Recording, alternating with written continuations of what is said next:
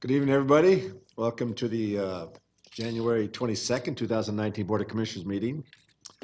And tonight, we're really blessed to have Father Papa Giorgio from the Holy Transfiguration Greek Orthodox Church to lead us in the opening invocation, and then Officers Williams and Daniel from the Police Department leads in the Pledge of Allegiance.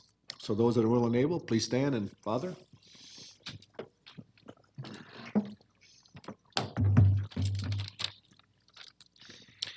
In the name of the Father, and of the Son, and of the Holy Spirit. Amen. O Heavenly King, Comforter, the Spirit of truth, present in all places and filling all things, the treasure of blessings and the giver of life, come and dwell in us and cleanse us from every stain, and save our souls, O good one. Holy God, Holy Mighty, Holy Immortal, have mercy on us. Holy God, Holy Mighty, Holy Immortal, have mercy on us. Holy God, Holy Mighty, Holy Immortal, have mercy on us. We offer thanksgiving to you, Lord, for all your gifts and blessings. We humbly come to you and ask that you may send upon us your heavenly Spirit to enlighten our hearts and minds. Give us of your wisdom and knowledge. Help us to know your will for your people whom we serve. Guide us in all our decisions to do what is best for them. Help us to shine with your love and compassion. Grant us your peace and your love. For glorified is your name, of the Father, and of the Son, and of the Holy Spirit, now and always, and unto the ages of ages. Amen. Amen. Pledge allegiance To the flag of the United States of America and to the republic for which it stands, one nation under God, indivisible, with liberty and justice for all. Thank you all.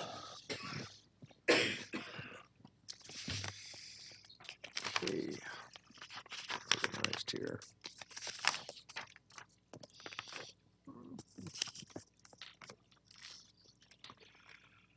All right, I believe we have two public hearings to start out tonight. So that, Mr. Hughes, you have both of them.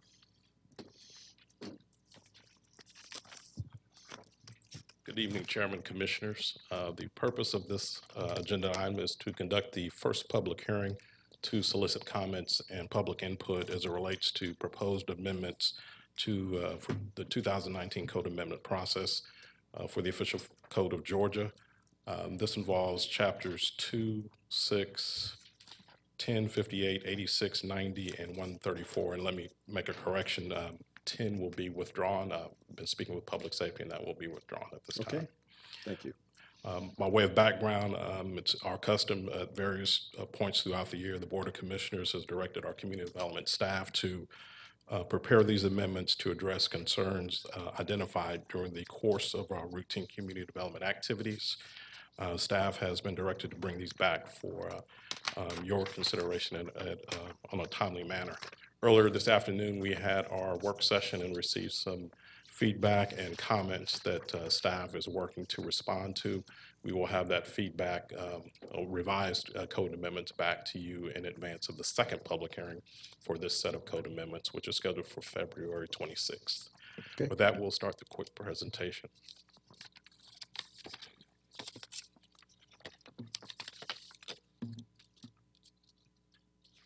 Actually, it's this one. Okay. I think we have a technical difficulty here.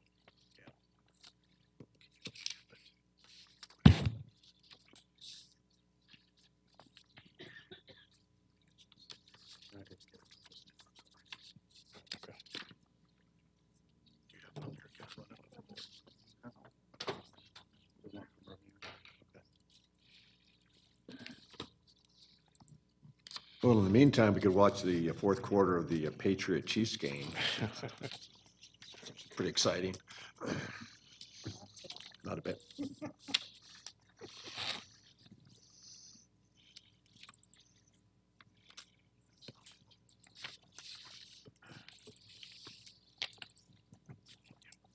There you go. I think that's the one.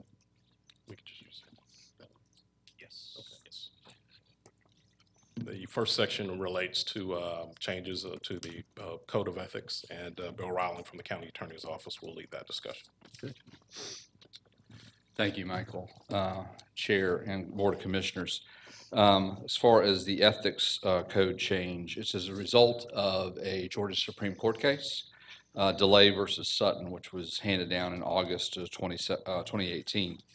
In that case, the Georgia Supreme Court said in a DeKalb County case related to their Board of Ethics, whereby their Board of Ethics code allowed for appointment of members of the board to be done by other than elected officials.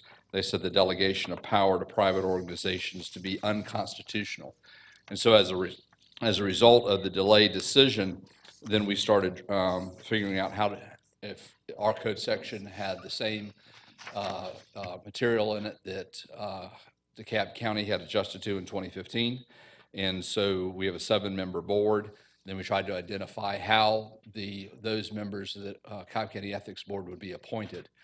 Based upon the delayed decision, we looked at those individuals who would be countywide elected to try to fulfill the spirit of the delay opinion.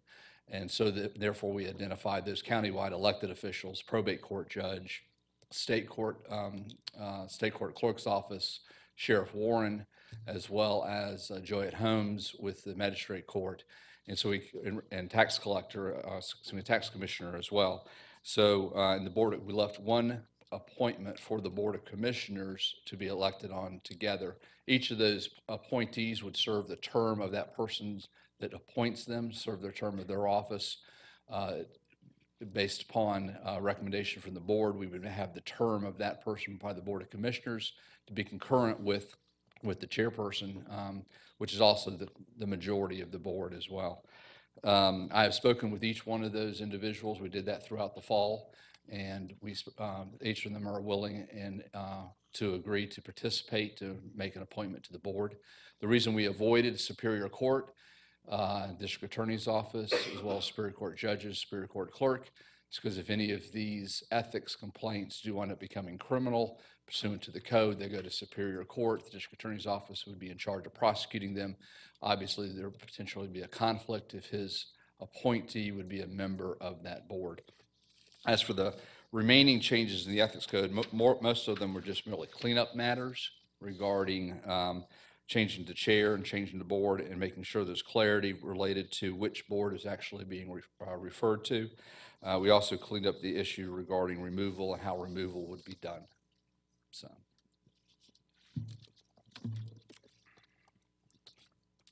All right. Thank you, Bill. The next code amendment. Hey, Michael, just in case you're out there, we're going to let Michael go through all the proposed amendment changes, and then I'm going to open up the public hearing for public comment. So I can assure you, if you have a thought, you're going to get a chance to talk about it tonight. The next section is also, administration, economic development. These are primarily just efforts to clarify code content in the economic development section. Here specifically, it changes the ability to provide waiver of the SD fee. It changes it actually to flexible payment of the SDF fee for qualified companies that are seeking that incentive. Okay. All right, next section.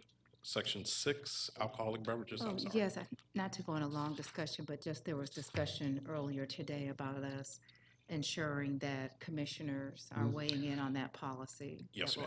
Right. Yes, sir. He's going to make those revisions, then bring them back Yes. for us and also for the next public hearing. Yes. The next section involves alcoholic beverages. This is an addition of section 6, 184. And that addition just clarifies requirements for the sale of alcohol beverages at public facilities. The amendment covers regulations for rented public facilities for private events. These types of events where this would be allowed would be Jim Miller Park, the Cobb County Civic Center, Jenny T. Anderson Theater, the Babel House Amphitheater, and only in those areas that are designated for adult concessions.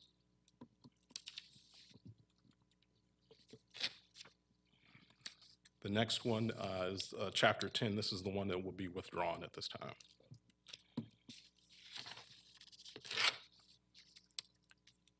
Next section relates to floods, and this is just some cleanup language that clarifies that no land shall be used, occupied, developed, or converted or altered without full compliance with this article and other applicable regulations regarding development in these areas.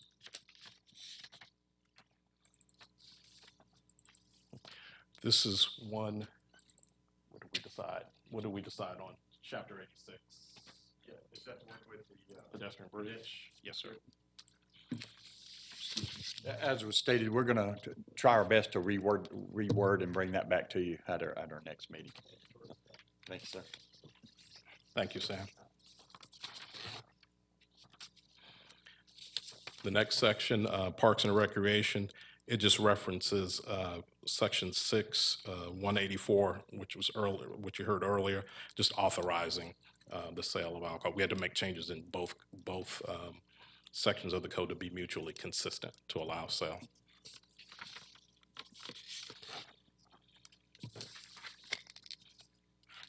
Next section relates to zoning, and that's section 134, and it's an amendment to, in general, to allow rezoning and/or land use permits.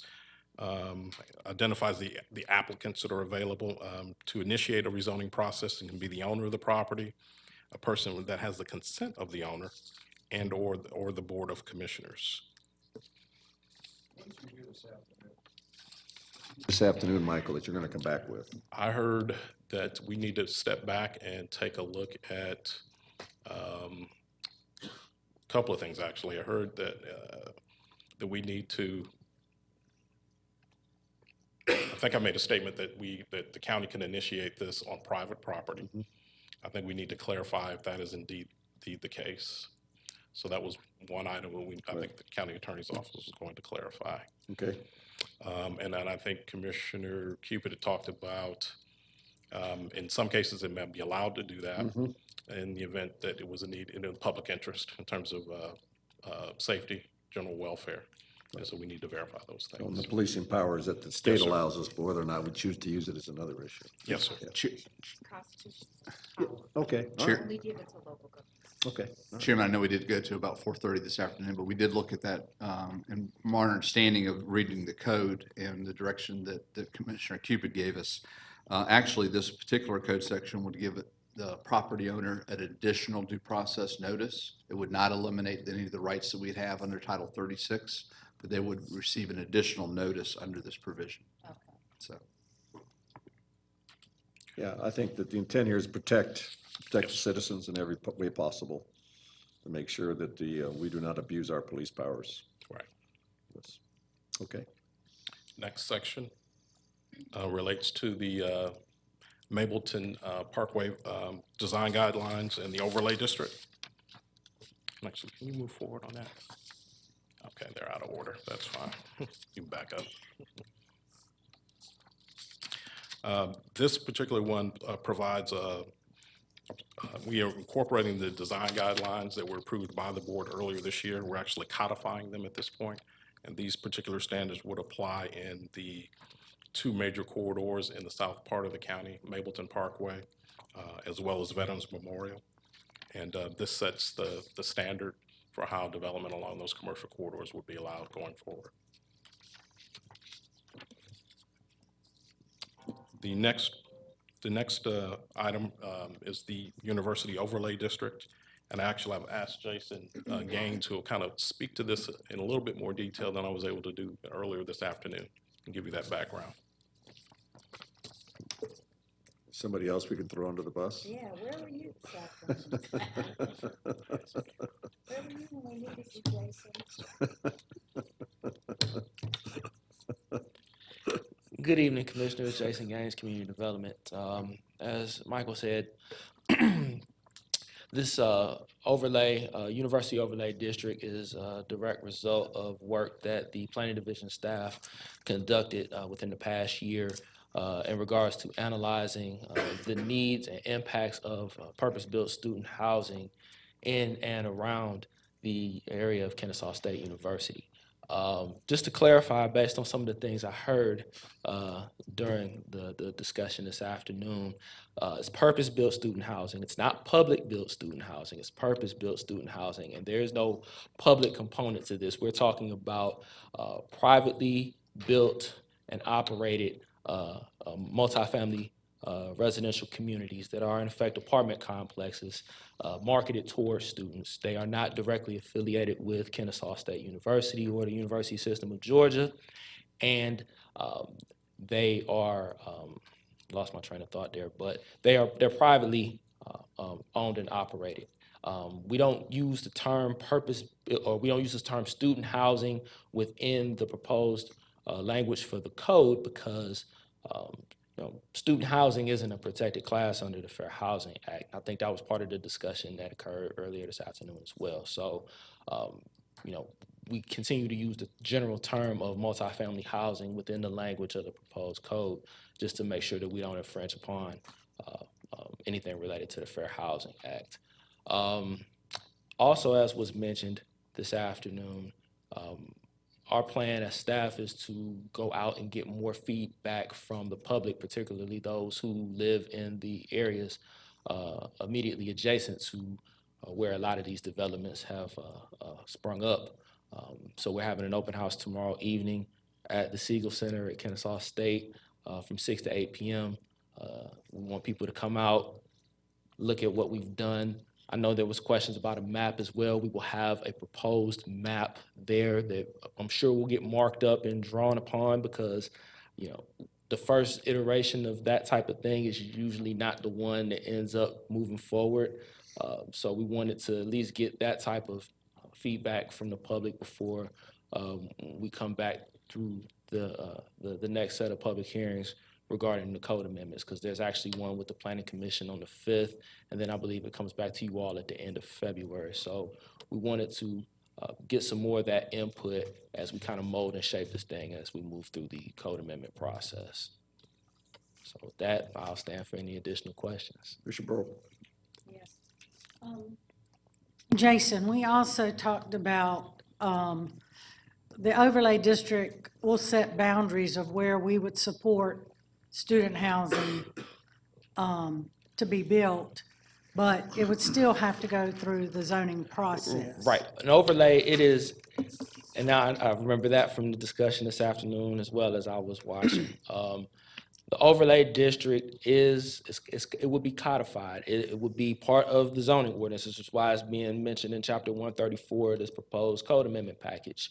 And it contains provisions that are laid on top of the underlying zoning's requirements. So if a developer located a site that was already appropriately zoned for multifamily housing and it was within the boundaries of this overlay district, they would have to come in for a zoning hearing to ensure that their proposal is compliant with the provisions of the overlay district.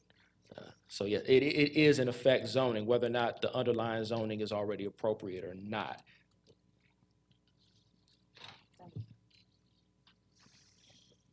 Yes, so that's pretty clear. Yeah, you need to tell your boss, you can't let you go anywhere in the future when we have these kind of meetings, all right? Yeah, no, that really cleared it up a lot. Thanks, Jason, I appreciate that. All right. Yeah, Are that's, there any other questions?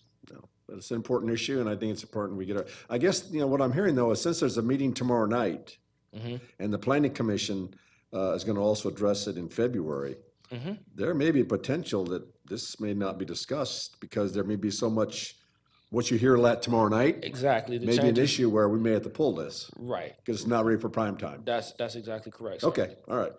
And just a reminder, I think Commissioner Gabriel had some observations too that we needed to address in terms of setbacks and Right. landscape buffers and some clarifying Yes. language. in She that as pointed well. out the inconsistencies, the Assessed value. seemingly, Assessed value versus fair market value Correct. were a couple of things that we needed to take a look at. okay, good. And also, we are currently under a moratorium on student housing and apartments until March 31st. March 31st, yes. Okay, so we may have to extend that if we don't move forward in February. We may have to. extend. That's correct, and that But would be something. We that's- need to be aware of that. Yes, and that's something that staff will have to bring back before the board for adoption. Thank you, Jason. All right. And Mike. Okay, thank you, appreciate it. And the last code amendment relates to signs, Article 6. They're not And changing. essentially, it offers some clarification that the content of a It's sign just part of it. should never be a determining factor in its approval or denial. County officials and staff are not allowed to consider a sign content in any way, and that's just something that we believe needed some further clarification in the code. With that, we request that you open the public hearing. Okay, so let me just go with the ground rules here. Excuse me.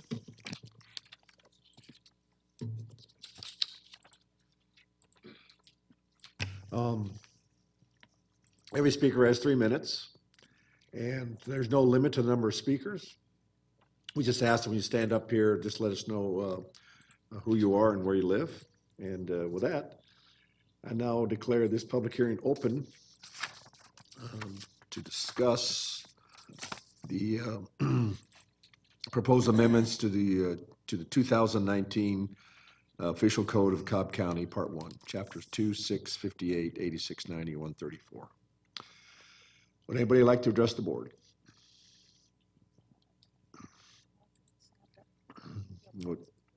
Would anybody, if you would, just raise your hand or stand up. Okay, please, ma'am.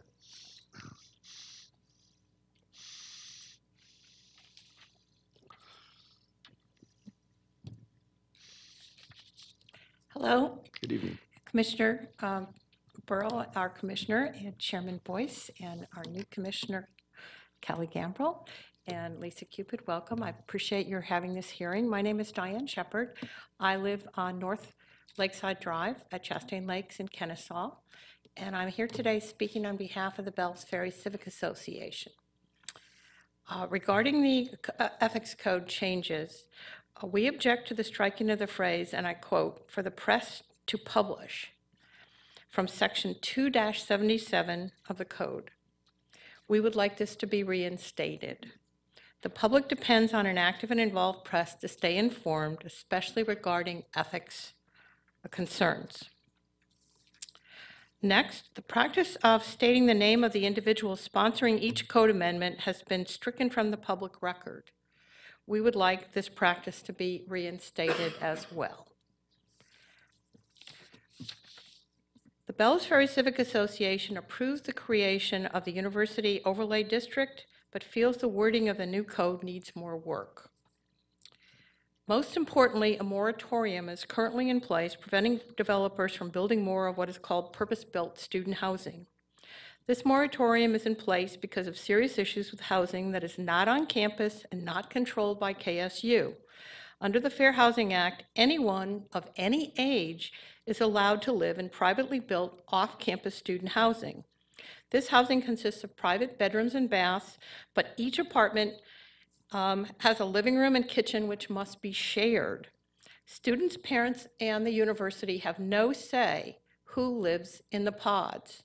So the bedrooms are rented individually, and students have no say in who their roommates are. Non-student renters can include sexual predators, drug dealers, and other unsavory characters. For those desiring more information, the open house at KSU, as previously mentioned by Mr. Gaines, is going to be held on this type of housing. It's a drop-in type meeting between 6 and 8 p.m. at the Kennesaw State University Siegel Student Recreation and Activity Center, located at 290 Kennesaw State University Road. This is not just the District 3 concern. We urge all commissioners and the chairman to attend. Security protections for students are vital, not just a good idea. This is private housing, and the police will not be allowed to set foot inside the building unless called on official business. This type of housing is a goldmine for developers and owners because they can charge as much as $3,500 per apartment per month. They have an image to uphold, and they don't want the public to know what goes on. The police believe crimes in student housing are underreported. The Bells Ferry Civic Association will provide more feedback on the University Overlay District in writing after the open house, because we do have other concerns and we don't want to take up all of your time. We know that this isn't in work, it's a brand new code. So we do appreciate the steps that have been taken, to create this overlay district, and since it is brand-new code, we realize that that's involved. Thank you for your time. Commissioner Cupid. I had a question for you. Yes, you stated that you desired 2 changes to the ethics code. Yes. One of them pertained to including the clause for the press to publish. Yes, that was The opinions stricken. of the board, and what was the second one? The second one is, and you're a good example, last time we had code amendment changes, I read them all, and I noticed that you put your name next to some very good changes that needed to be made. This time, there are no names of sponsors of changes, and it would be in the public's interest to know who Okay. has an interest in changing the code. Okay, thank you. Thank you. Commissioner Burrow. I don't know if you watched work session today, but it was addressed. As far as when Michael went through the code changes that he just went through, he did announce who the sponsors were. I'm sorry I didn't So mention I that. think we did are not bringing get it to- back. I don't know if we have to that a- change the is that a- code to reflect that, but Is that a policy, or, I mean, who makes that call? Well, ultimately, the board would decide Right, if they but- want to do that or not. But But if- apparently we did it in the past, and then we dropped it, so why'd we drop it? Michael? Well, we can bring it back. I'm sorry, I did not get to watch your Yeah, work that's session. right. No, okay. I did call the county clerk, and she graciously responded after 5 o'clock, but because of the work session, she was here all afternoon. Yeah, so she was I'm- there all blame me, afternoon not her. and couldn't answer my question if it had been posted and updated to include the names that Michael Hughes included in the work session. I'll work with the board and Mr. Hosack. I don't think that's a big issue. As far as posting it, it shouldn't be a big deal. Thank you. It's just Yeah. public transparency and Sure, government. yeah. And the other issue is, why did we strike, Bill, why did we recommend striking the word "and for the press to publish"?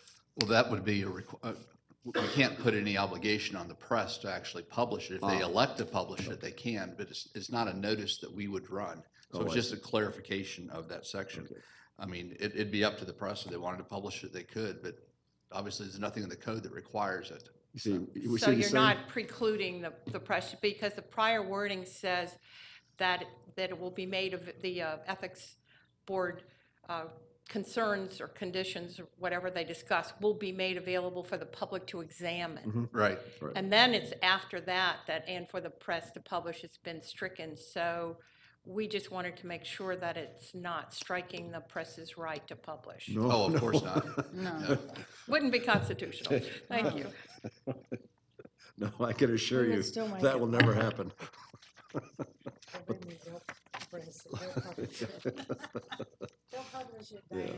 But, but it goes back to the issue about, the organ we use to publish our announcements is, were the board of the actions of the Board of Ethics, are they published in our public organ or not, before their actions?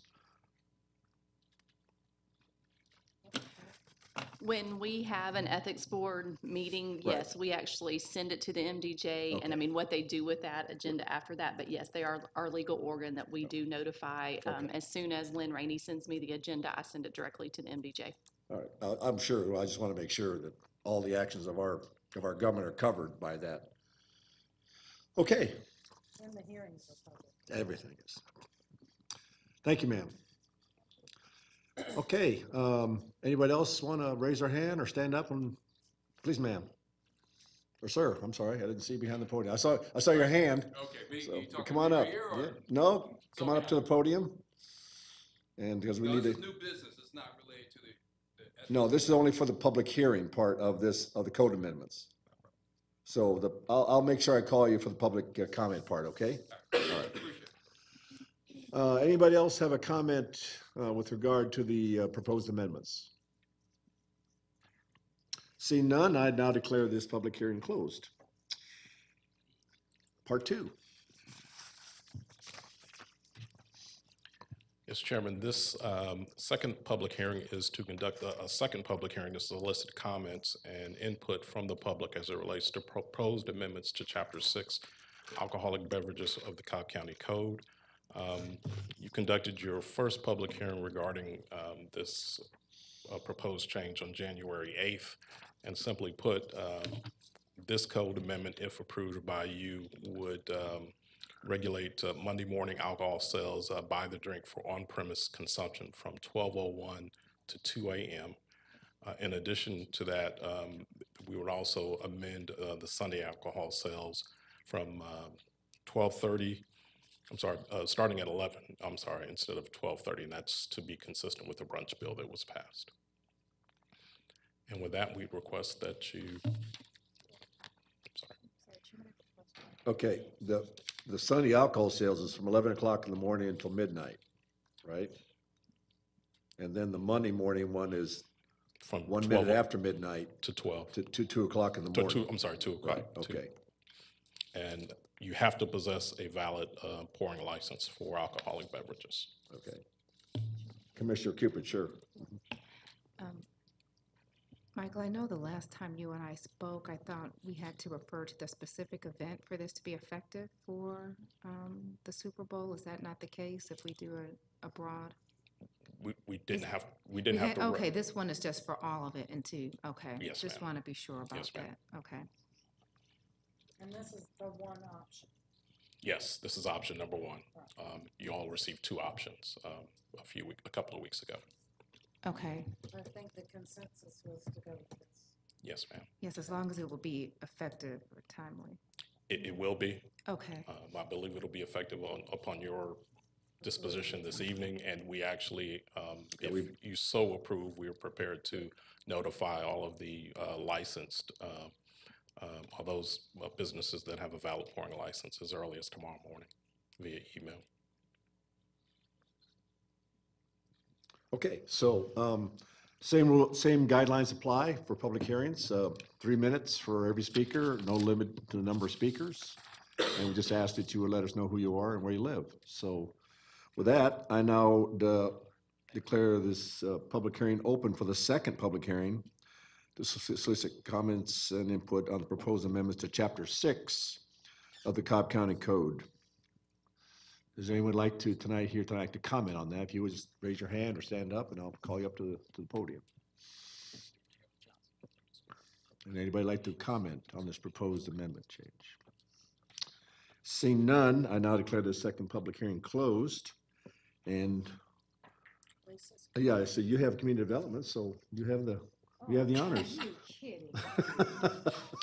It transferred from me to you to this year. Thank you, Joanne. Hey, I'll take it back. I move that we adopt the amendment as proposed. We have a second? We have a second? Any discussion? Call the question. Passes 4-0 with Commissioner Roth in absence. Okay, thank you. All right.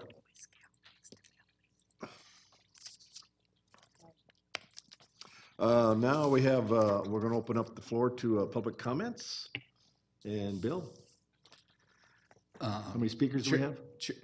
Chairman and Commissioners, we actually have 6 with the additional signature of the person. Would you want to take care of all 6? Excuse me, 7. I'm sorry, 7 now? You handle all of them at the same time? Yeah, all Okay. one time? Work for We you? start with Mr. Birkenbein. I'm sorry. Yes, ma'am. Sure, come on up. Just go ahead. I'll bring Mr. Birkenbein up because he always gets to do the introductory comment period. We have the honorary David Birkenbein podium here. It wouldn't be a meeting without you, David. Not a winter meeting anyhow. I got tired of emailing, that's all. I wasn't getting no answers. Well, we get both sides of it, email and you personally. Mr. Chairman, Board of Commissioners, County Manager, David Birkenbein, Mapleton, talking about outdoor burning. In Article 7, outdoor burning, the article is intended to promote, safeguard public health, safety, comfort, air quality, living conditions, citizen of unincorporated Cobb County relative to outdoor burning. I didn't have my chance to get my last willy-nilly in last week. But here's the application that was original for my medical burn ban for my wife when we got it back in 14. After my many times of complaining, this is what the second application looks like and the answer to my questions on outdoor burning. Go ahead, next one. I wrote several letters to the chairman then, when he had my commissioner, public safety, and the county manager come up with a solution to the medical burn ban. Well, right there you see it, right at the bottom there, approval of request is valid for 1 year, required by resubmission annually. This medical burn ban applies only to the burning of yard debris. Oh, wow, isn't that something? We just turned yard debris into fire pits and fire pans being legal. If it does not apply to burning clean wood in a chimney, firebowl, fireplace, or anything like that. So that was a response to my first question back in 2015, which I never got no answer on. Got a letter that they talked about it, but that's what the fire chief and public safety come up with. And so the next one, where you go down through up at the top, types of burning that's required, you know, you can do year round, even during the burn ban. That's not the medical burn ban, that's the burn ban, yearly burn ban that the state puts out to everybody during the summer. But even if you follow all the guidelines in burning, you may be required to extinguish the fire if it adversely interferes with another enjoyment of life, use of property, or if someone with a health problem is affected. Gee, oh, wow, we're rolling on that. So the next one we go to is back to up there at the top, the article, what it's intended to promote, and we go down to the burning prohibitions. And the fire chief shall be authorized to ban any or outdoor forms of burning when atmospheric pressure conditions or a fire hazard. Fire chief shall be authorized to require extinguishment of any fire if it adversely interferes with the enjoyment of life or use of property. And the fire chief shall be authorized to ban outdoor burning in a limited geographical area upon a receipt of a medical document filled out by a resident and a medical doctor on the conditions adversely affected by smoke. Now, we can do all this, and our next door neighbor, if he wants to burn clean wood, is legal. Why is it legal? Because the fire chief, the fire marshal say it's legal. That's why. But there it is in a prohibition saying that you can put out all these fires. And it's not just for medical burn ban people. That's for every ordinary citizen there is. Every ordinary citizen. So then we go back to the next, we go down to the next page on the, yeah, the next one there. Yeah, there you go. I'll probably have to, up at the top. We have penalties. You have penalties if you violate any of these codes they got underlined there. And it doesn't happen. Even the outdoor burning, when it's raining, when the wind's blowing, when it's cloudy. My goodness, you can see smoke in my neighborhood all over the place. You can have smoke blowing over a fire station. Well, we can't run that. We can't, you know, it could be coming from anywhere. Well, if this dumb guy can do it, find where the smoke is coming from, then the fire department ought to be able to. How'd they find forest fires years ago? They got up in a tower and they looked and they spotted it. Do we still have the towers in Cobb and South Cobb? I think we do. I don't know. Thank you. Okay, thank you, sir.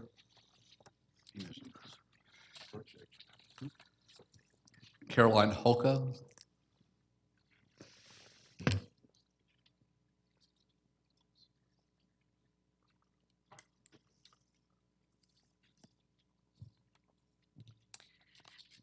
Good evening, everyone.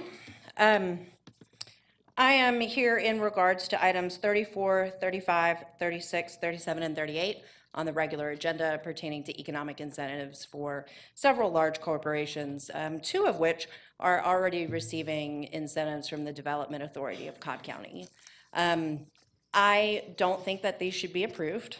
In particular, Edison, Chastain, and Home Depot, which are already getting tax abatements and bonds from the Development Authority of Cobb County, which I realize is a state agency, but there's no reason for them to be able to double dip. These are profitable companies that have every reason to believe that they will continue to be profitable in Cobb County. And the benefit of locating yourself in Cobb County is that you get a talent pool that is educated in the Cobb County School District, and also the benefit of a labor pool that is one of the most educated in the state of Georgia. I think only Fulton County, and they're only slightly ahead of us in attainment of higher education degrees. As for economic development, a better use of our incentives would be for locally owned and small businesses, not large corporations. That's it. Appreciate that, and just so you know, we're only gonna address one of the those agenda items tonight. And also for FYI, we have, in February last year, the board, in fact, created categories for all size businesses now. So your concern about that was heard, and we addressed that last year, so that not just the big guys get it, but also small to medium to big ones. So, but I appreciate your comments. And as we get into that part of the agenda tonight, there'll be a full discussion about that. So I'd encourage you to stay and listen to that discussion. Of course. Okay, thanks. Thank you. Thank you. The next one on the list is Ms. Shepherd. Ms. Shepherd, I don't know if your previous comments are done or if you're still, okay.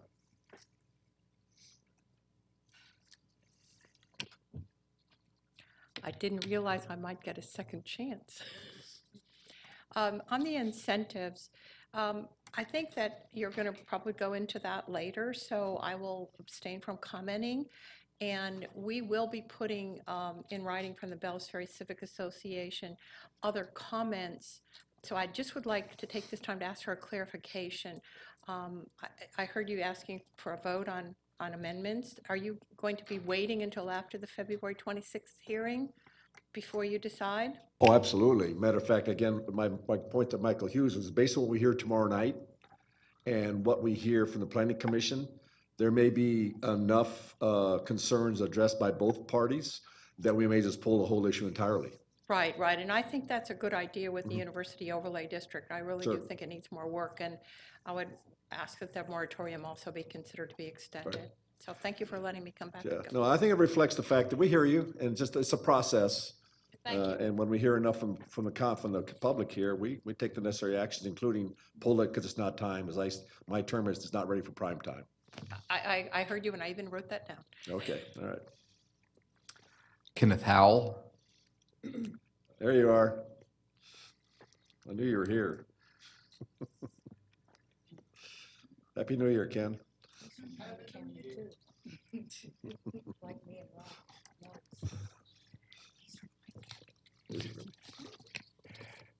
I'm working too hard for an old man.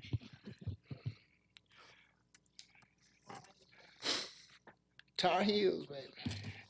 Okay.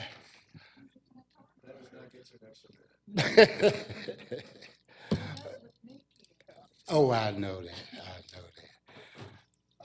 Well, you know why I'm here. Flex bus service. You know, we have got to keep that service alive out there.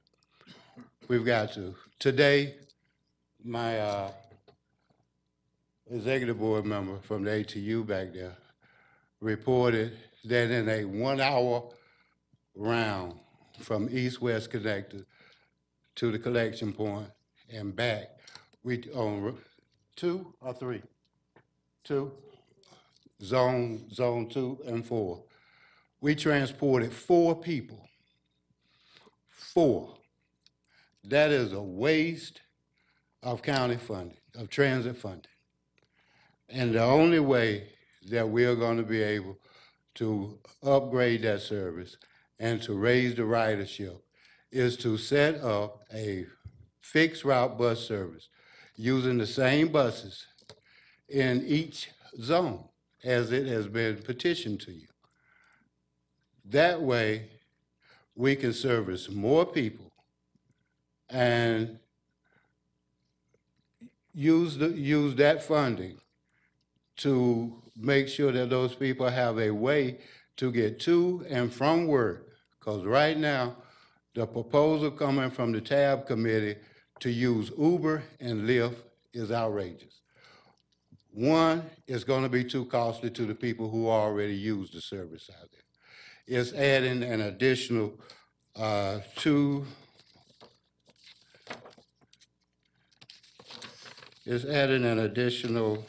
fee because they're going to have to pay for the Uber and the Lyft. I forget how much it was. It's about $80 a year that they're going to have to start paying. And for that same service, they are paying the same price that a person riding express service is paying. All because they now have to pay for the Uber. They can't transfer from an Uber to a bus. So they have to pay the additional fee. So now they're paying $4.50 per trip one way, when the same trip is being paid for at $5 for an express bus service. You know, it doesn't make sense. We've asked DOT to, since this is a trial period, this was a trial period, since we're still in the trial period, let's go ahead, change it to a fixed route bus service out there using the same small buses and see what it does in between now and July, whenever the service is ended, to see if the ridership goes up is what we're trying to promote, is more ridership so it can be sustained. Because right now, this residential service that we're running out there is not sustainable. It's not sustainable. The other thing is, by this being a trial period, when it started, it was supposed to have been a $3 million grant. It's been 3 years. They say it takes $500,000 to run it per year. That's $1.5 million. Where is the other 1.5? Where is it? And we can use that to make the changes. You don't have to put up permanent bus stops right now, since it's in a trial period.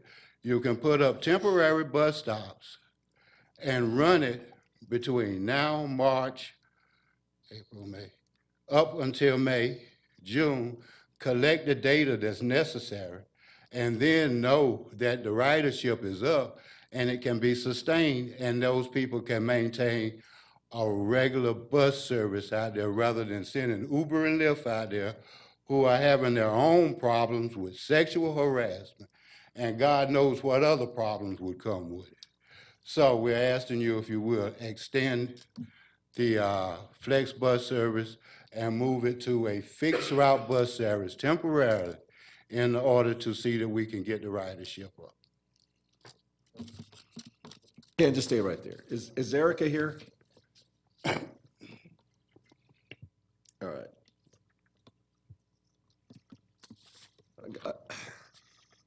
Now for the other side of the coin, okay? First of all, what was, I need a picture of this. All right.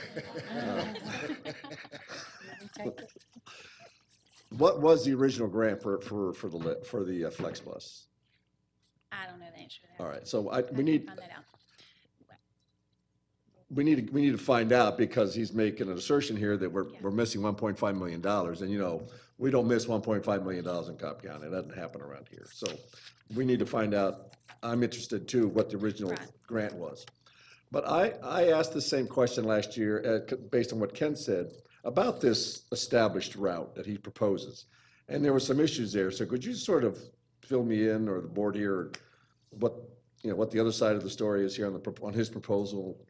Although it sounds reasonable, I'm sure there's a reason we haven't already done it if it made that much sense. It is. So, and I'm not probably the best to speak on this, but I'll tell you what I know.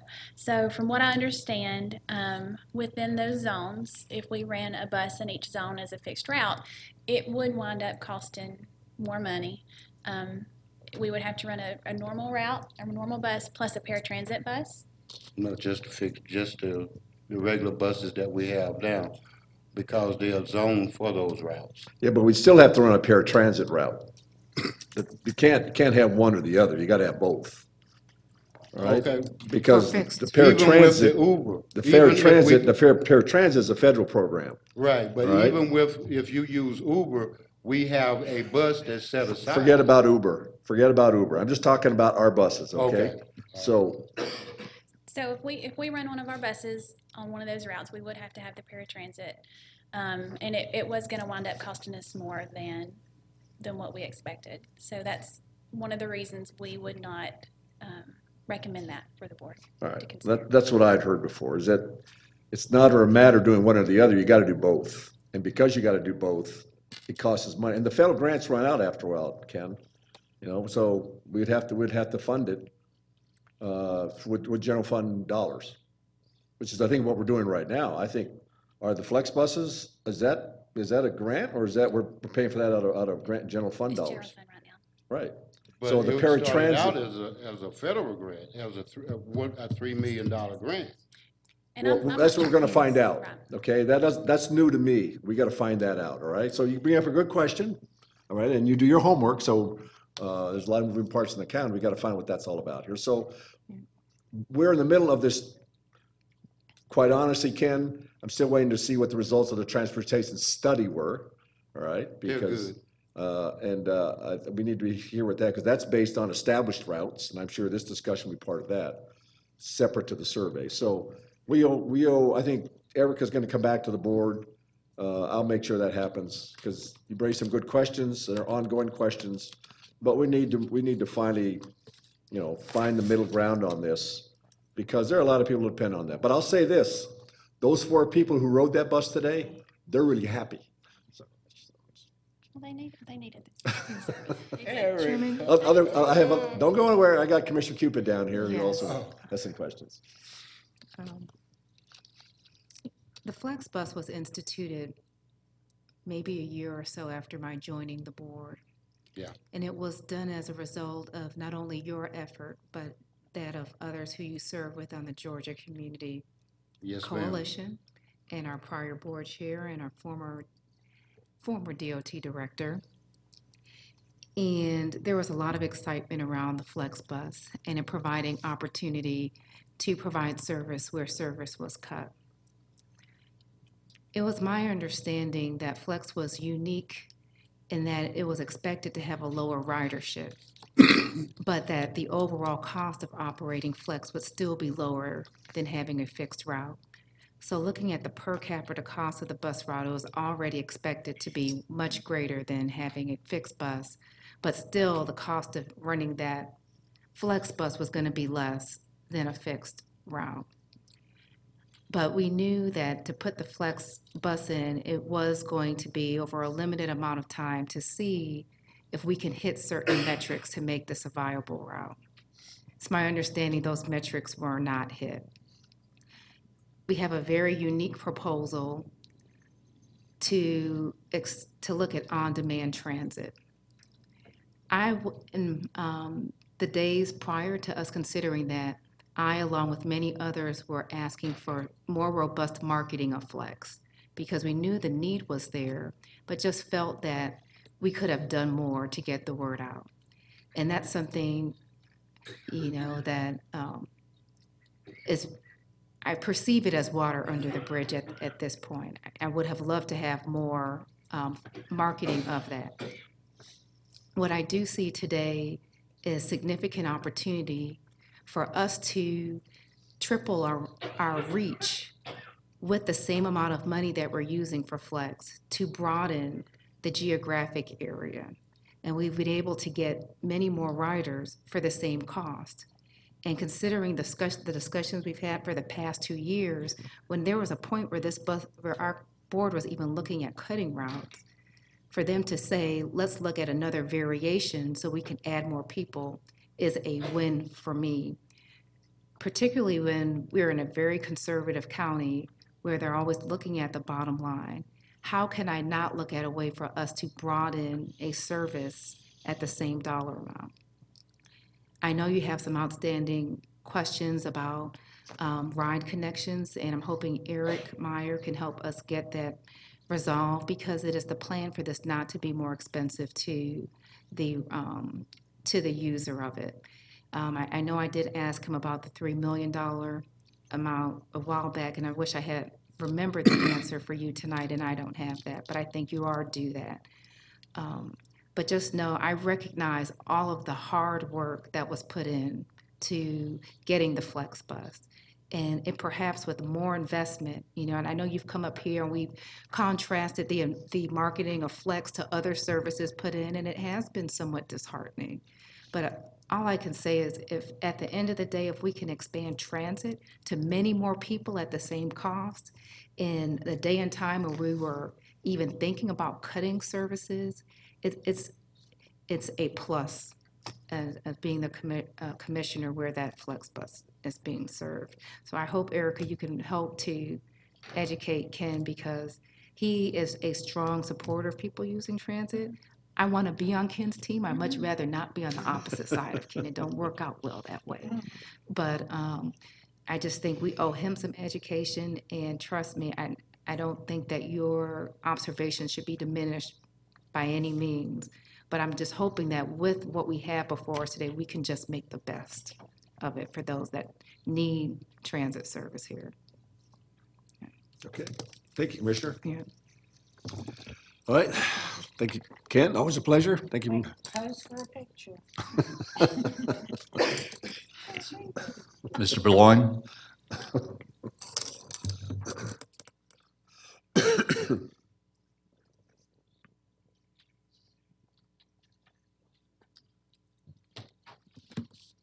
I'm a little bit away from the microphone. Can you hear me okay? You're fine. Okay, thank you. First of all, I want to thank all of you for your service. I appreciate your performance of your service to this county.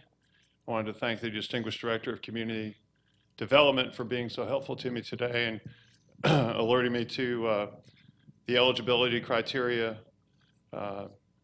and helping me actually pull up the code section of the county code, section 2-173, regarding the Edison Chastain office. My first concern is that as I read this, that the eligibility criteria are not met, and that this speaks to a business that's going to add at least 150 jobs, or jobs adding at least or paying at least a certain salary. My understanding, this is going to be an office park. That's the planned development. And within the definition of office park, even assuming we could get past that first eligibility criteria, my second concern is the contract doesn't adequately address the limitations that are placed by the code section as I read it. And I hope my Muni code is up to date. But it says, for example, law, accounting, and other professional services that predominantly serve the metropolitan Atlanta region are not eligible for consideration, which is a little bit hurtful as a lawyer. But moving on, it seems like there are a lot of there are very serious questions as to any eligibility criteria whatsoever being met by this contract. We do not have leases in place, is my understanding, based on my questions asked today of economic development, or know what jobs are supposedly going to be offered. And the contract is not tailored to limit it to certain jobs that would fall within the purview of the ordinance. Finally, my final concern is a matter of degree. While the ordinance does itself speak to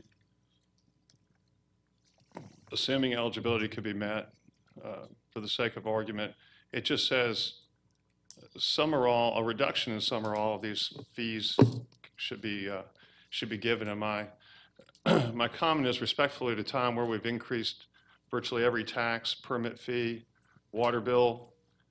You got a lot of people hurting in the county. The comprehensive plan says roughly 50% of the renters in this county are cost burdened.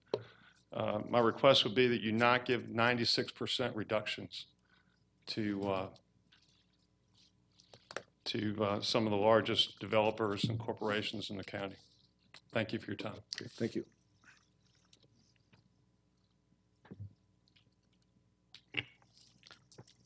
Ms. Neville?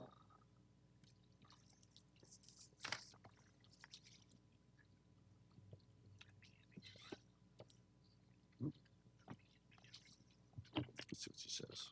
Can you show these pictures?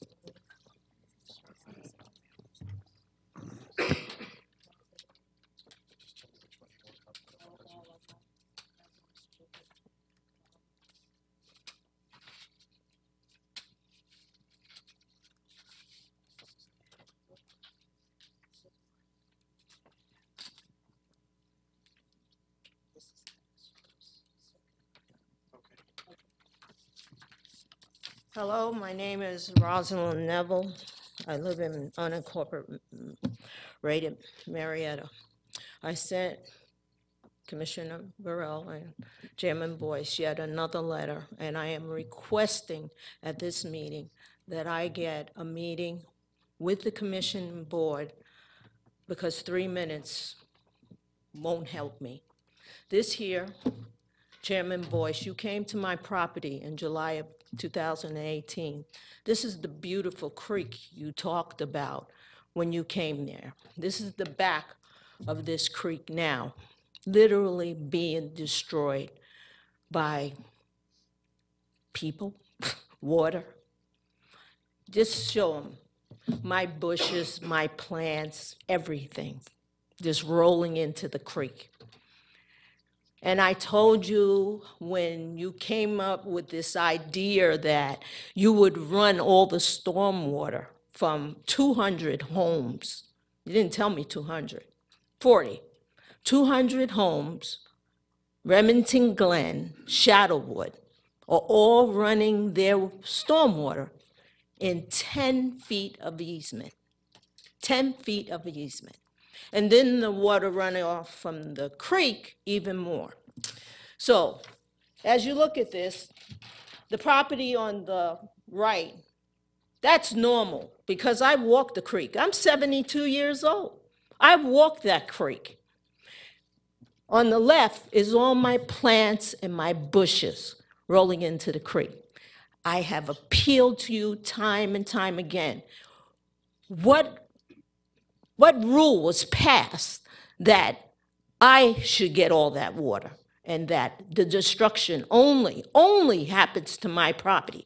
Because once you pass my property, everybody else's is normal. What is so important about my piece of land that they want it? Because they're not being nice to me. They want my land for whatever reason, and they're not going to get it because now I am angry, very angry, because that beautiful piece of creek that you saw doesn't look like that anymore. And on top of that, the reason I did not accept your offer of riprap and rocks in the head cut is because I already knew they were lying. I knew they had moved that head wall. And could you please show them the head wall? They moved it. They moved it closer to my property so that, what, they can wash it away? Because that's what happened. They washed it away. And on top of that, they're still trying to do it. And because they're still trying to do it, it's eroding and eroding. But nobody cares. I asked you for an appointment before the commission so I would have time to show them what has happened to me over the past 4 years. They moved their survey stakes, everything over. Nobody said anything. But now here comes the kicker. You see, because Crawford Landscaping wasn't living there at the time the county came in and replaced the storm drain right in front of my house. So they tore up the front lawn, they put in a new storm drain. Well, I'm worried about what's going on in the easement. I'm worried about what's going on in the creek. I don't know which way to go. I'm not a happy person. I don't live like normal people. I get up to go and see what other crap have they done to my property. And so, the last one, please. This is the new one that the county paid for. Well, was I glad to see that. You paid for this one, huh? And look what they did. My neighbor next door had taken out a big piece of bush that was there between the property. I always wondered, why did he do that, right? My focus wasn't there, but he did it. And so just the other day, I go over there, and now the right hand of that wall is under my tree, under the roots of the tree. The other head wall has a dead tree sitting on it for 2 years.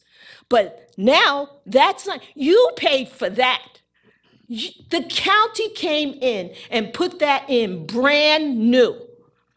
Ms. Neville, Brand new, and look what it looks like now. Ms. What Neville, happened Ms. to it? Ms. Neville, I'm sorry, It's your 5 minutes are up. under my tree. What relief am I going to get? I want a meeting between the boards so that you can understand. Ms. Neville, I'm sorry, your 5 minutes are up.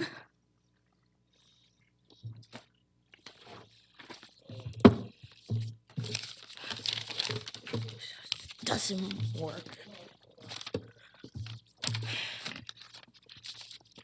Ms. Neville, I appreciate you coming and speaking tonight.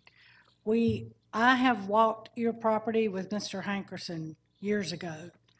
Bill Higgins, who is now retired, has walked your property, and Frank Gibson from Erosion Control.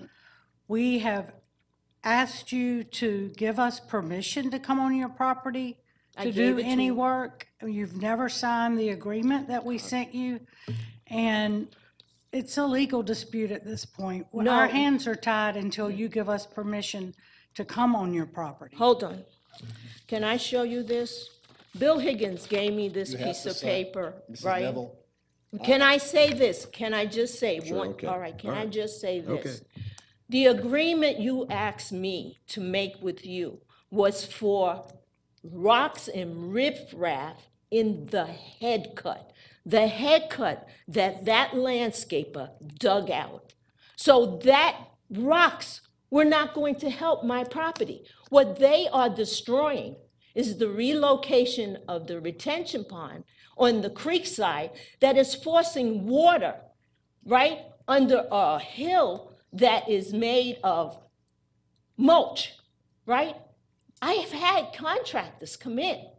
They've come in and walked my property and they tell me it's coming from that subdivision. We're not talking about the head cut. The head cut is all the way down here. What would rocks and riprap done? Yes, I would have let you on my property, but I didn't agree because you weren't fixing everything else they did. And now they have messed with the county work. Do you think I want that little head wall under my tree now? That's what you did. And they did some because they thought they were doing it to me. All right? But they don't realize the county came in and did that work. You did that work, brand new. It hasn't been 6, 7 years ago. Should it look like that? No. Should it be rusty inside? No.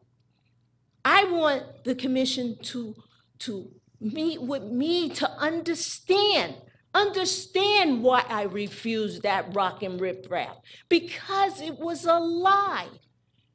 They dropped that dead tree on the head wall and they ran the water to my side to soften the soil so that it would move over. They broke it from its mooring, and if you took that dead tree off of it, it would pop up. I had pictures of it popped up.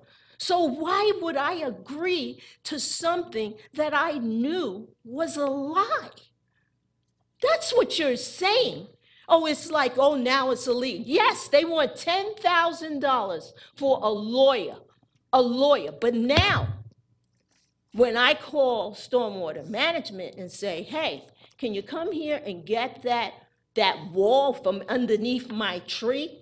Then whose fault is that going to be?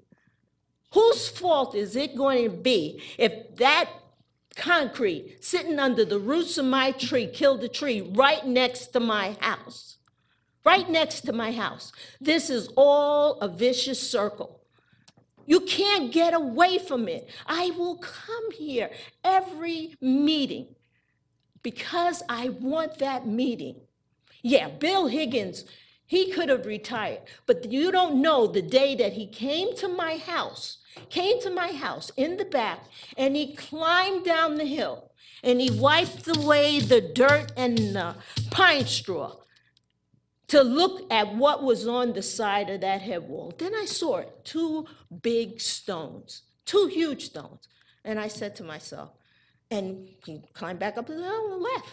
I said, is he trying to see what is keeping that wall from moving? And yes, it was, because now I have the pictures of the day he looked at it and what it looks like now. And trust me, it's still moving. There has to be a point where you take responsibility and say, we've caused this. This is gonna dominate. And that's what you did, you caused it. Okay. Thank you, Mrs. Neville. And Daryl now it's Johnson. my legal matter with the lawyer, right? Daryl Johnson.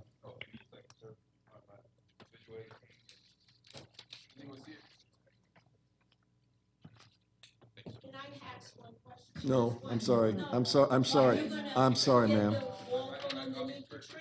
Ma'am, you've had your time.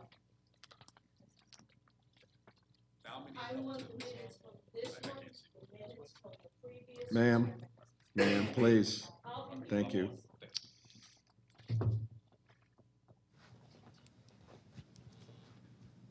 Sorry, ladies and gentlemen, It's all right. well, I'm legally blind, so it'll take me a second. You're fine. Take your time. Hey, Ross, there you go, help him out there. There you go. Thank you, sir. You got it. Okay, appreciate it. Okay. Why don't you show him where the microphone is? You're almost in front of it, sir. All right, right here. There you go. Okay. You got it. All right, good, And we good. can hear you. Just let us know who you are and where you live. Okay, Daryl Johnson. I live in the Cumberland Mall, Vinings neighborhood area. Okay? And I brought a document here today. I don't know if you guys can put that on the screen or not. So it's on the screen? Yep. Yes. If you can flip to the first page, I can barely see it, but since I wrote it, I have it kind Well, of the memorized. first picture says, street signs without block numbers make it difficult from where I'm located. Yeah. And then there's- number two is tree branches. They cover There's- up the signs probably. Outstanding. Is there a page before that? Is it just a? There is. All right, that kind of describes, okay, all right, no. Okay. All right. So basically, I'm here today. I'm visually impaired. I'm legally blind. I suffer from a very rare eye disease. And gradually, I lose my sight. And I just wanted to outline the challenges I have with mobility, just walking my neighborhood. So we kind of leaf through the document. So the first page kind of describes what I just said. The second page, if you have it, thank you. I really appreciate this. Now that's a street sign. Now, for me, that's a challenge because I really don't know where I am sometimes, and there's no block numbers there. Okay, and if you move further down, if you can page down a little bit further, yes. Now, I think everyone can see that right there. I can't see the traffic signal. Okay, if we can turn the page.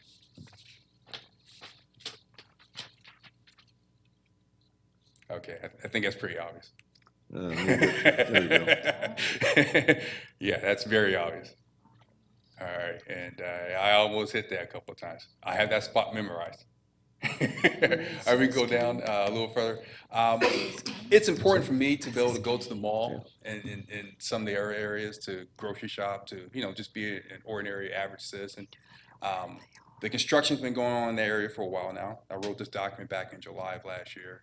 I was given a time frame of March of this year to complete it. Hopefully it will be completed. I have every confidence that it will. But you can kind of see the challenges I have right there, all right, with no sidewalks. Now, I know this is a suburban area. I know it's not an urban area, or it's an urban suburb. I'm not sure. I know this area is growing, so I'm not expecting it to have sidewalks like, say, a downtown area would. But if we have a large mall or a baseball stadium, obviously we need sidewalks. Okay, we can turn to the next page. Okay, kind of more of my challenges. That's my marker, those orange cones right there. They save me from the cars there, I play a dodgeball with sometimes in the morning. All right, we can go further down on the page. Just, that has to be one of the most dangerous intersections I've ever crossed. I have no vision on this side at all, very little. And so what happens is when cars make that right-hand turn coming out of Cumberland Mall, I've had so many near misses. I think I became a samurai in my, my training here where I put my visual aid cane out and yell at people and things like that to stop. That's a very dangerous intersection. Okay, if we can turn to the next page. I appreciate it, sir. Okay, that bridge goes without saying. Obviously, now I'm a man, so I can cross it, but I don't think any women or children will ever feel safe crossing that bridge. I have to cross that bridge to get to the other side of my neighborhood, or I have to walk all around Cumberland Mall, which is probably, I don't know, you guys know it's a fairly large mall, maybe another extra mile to my commute. Okay. Is that the bridge across 75? I believe so. I don't drive. Or 285? Is it? It's right at that intersection there. I think Spring Street, at the intersection of Spring Street Right, and yeah, Cumberland. right. Yeah, okay. And that is a county bridge. Okay. And the graffiti there, the trash, it's gotten to the point I don't even cross anymore. The trash is to the point where I can smell it. My smell's pretty good, especially at night. But I can actually smell the trash and litter. Okay. About Can you leave us a copy of this tonight? Absolutely, absolutely. All right, Absolutely. and I will give it to Ms. Parrish here, the Director of DOT. Okay. And we'll get on these life-threatening ones right away, okay? The other ones, when we install the new sidewalks, they're ADA compliant. And a lot of the new SPLOST projects are fixing the problems that you're talking about. Okay. All right, when they built stuff here a long time ago, they didn't have that, they didn't deal with those issues. We're not gonna be able to fix all of them, because we have no control over, a lot of the private areas, but even the private ones now have to be ADA compliant. So we're slowly but surely getting better, but I really appreciate you bringing this to our attention. Sure. And, if you know of other areas, we count on, I used to say people being the eyes and ears of the county. You bring it to a whole new dimension. But the fact that if you can do what you've done, you're really gonna make this a lot safer, and we really want to do that. So we're just as concerned about the pictures as you are. And if you leave us those pictures tonight, I'll guarantee you, Ms. Parrish will jump right on those. And I also want you to get her number. Okay. All right, and become her new best friend. Oh, all right. No, look, she runs a really great agency. And we expect the best out of the people in Cobb County, and we deliver it. But we can't be everywhere at once, so what you've done tonight is a real public service to us, and I want to thank you for that. Thank you. And you can come back as often as you want with all the pictures you want, and we'll get right on them. Sometimes, but you don't have to wait to come back, just let her know. Okay, And- I will. right? I'll definitely be in touch. Absolutely. Hopefully I won't be too much of a pest. And also, your commissioner is Commissioner Ott, he's not here tonight. Make sure that you stay in contact with his office of Kim Swanson. Kim is right here. She actually knows a lot more about his job than he does. And I can say that because he's not here tonight. But, Now, when you say right here, where are you we're pointing? gonna take you to her. We're gonna take you to right here, because Kim Swanson's his executive assistant. Can you raise your hand? I'm sorry. I He's can't. behind you on your right. Behind me? Right here about you. Oh, right? okay. All right. I know it's kind of different, guys. Yeah, That's it's nighttime. okay. I can't see much. That's also. okay. No, I'm glad you came thank you, tonight. So get with Kim, and she'll take you to talk to Erica, and make sure we get all the contact information, and we'll get on these. Okay. All right. Thank you for coming tonight. I really appreciate that. Thank you. Thank you for your time. Thank you, No, you guys, thank for your you. service. Thank I you really for your appreciate all time. of You you. bet. Nancy Yarnell. Okay, if I can grab my pen. Okay, guy. Oh, come on. Give me a second, you guys. All right. Thank you. Can we keep the? Oh, yeah, absolutely.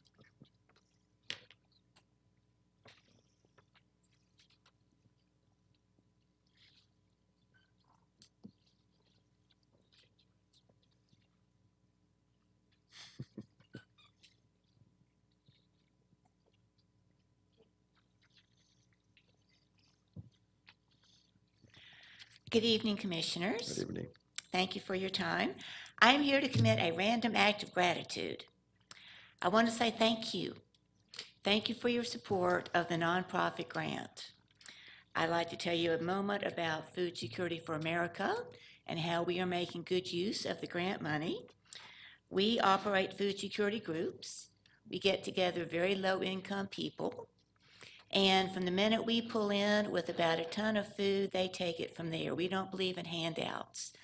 The people themselves unload the truck, they hand out the food, they pay a little $3 or $4 membership fee, and it's for their dignity. We bring enough food that it makes a difference in their lives. Thanks to you all. Thanks to your grant that provides about 20% of what we need to do this program, we are in 5 sites in Cobb County, 2 in your district, Commissioner Cupid, 1 in your district, Ms. Gamble, and 2 in your district, Ms. Burrell. You know, none of us knows what the future is going to bring. Right now, there are pictures of federal workers standing in line for food because they're not getting paychecks. Right now, people have gotten food stamps for the month of February and are expected to make that stretch for 6 weeks. And we don't know if those food stamps are going to come again for March. Because of your generosity and understanding with the nonprofit grant, we have a robust nonprofit sector in this county that can respond when sudden things happen. None of us knows the future. I want to thank you on behalf of the people. And one small example, and this is a program in your district, Commissioner Burrell. One of our sites is at an apartment complex for low-income seniors.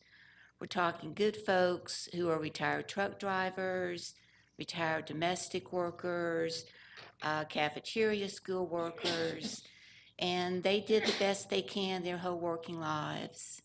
And now they can't quite have enough to meet. The gentleman earlier said 50% of renters in Cobb County are rent burdened. Thanks to this program, they can save enough money for food that they can pay bills such as prescriptions. We have seniors that get $16 a month on food stamps, $25 a month on food stamps. For those of you that go to the grocery store, how far does $16 go? Not very far. When you're a senior and you're on life-saving medication, the temptation is to try to cut the amount of your medication, stretch it out so you can buy food. Thanks to this program, this group of seniors is not having to do that. They can take their full medicine. So again, just a moment on behalf of the Cobb Collaborative and the nonprofit grant, thank you all very, very much for your support with that. Thank you, Mr. Yarnell. Appreciate your kind comments. Chairman, that completes those that have signed up for public comment. Okay, thank you. I think he left. Well, we should.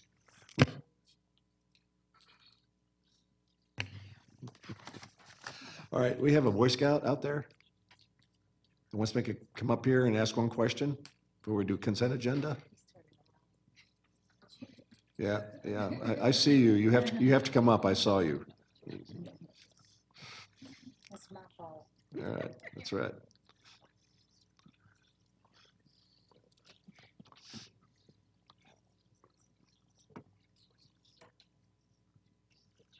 We had food. Yeah, He left. that's right. Well, he hung in there, so he's going to get the merit badge. Right.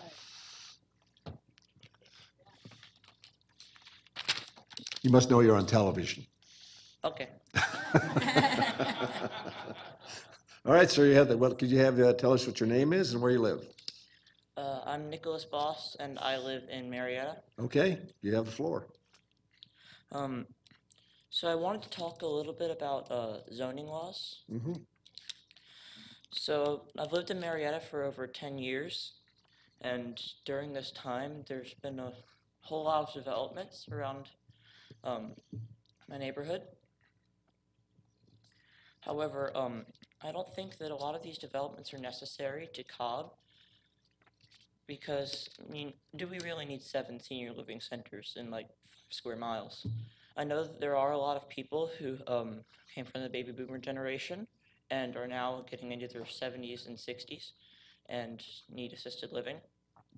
But I do think, especially that all the new neighborhoods that have come up around my area, they're taking away from some of the beauty of Cobb. And also, Marietta has a rich history in the Civil War. For example, the Mud Creek line, where Johnston's men were retreating after fighting with Sherman. The only part remaining of that line is a small stretch of land, and it already has 4 sale signs on it. So, I wanted to just see if you would heed my words about making sure that Cobb can still protect its wooded areas and undeveloped areas. Thanks. Okay, thank you for your comments today. I appreciate you coming up here.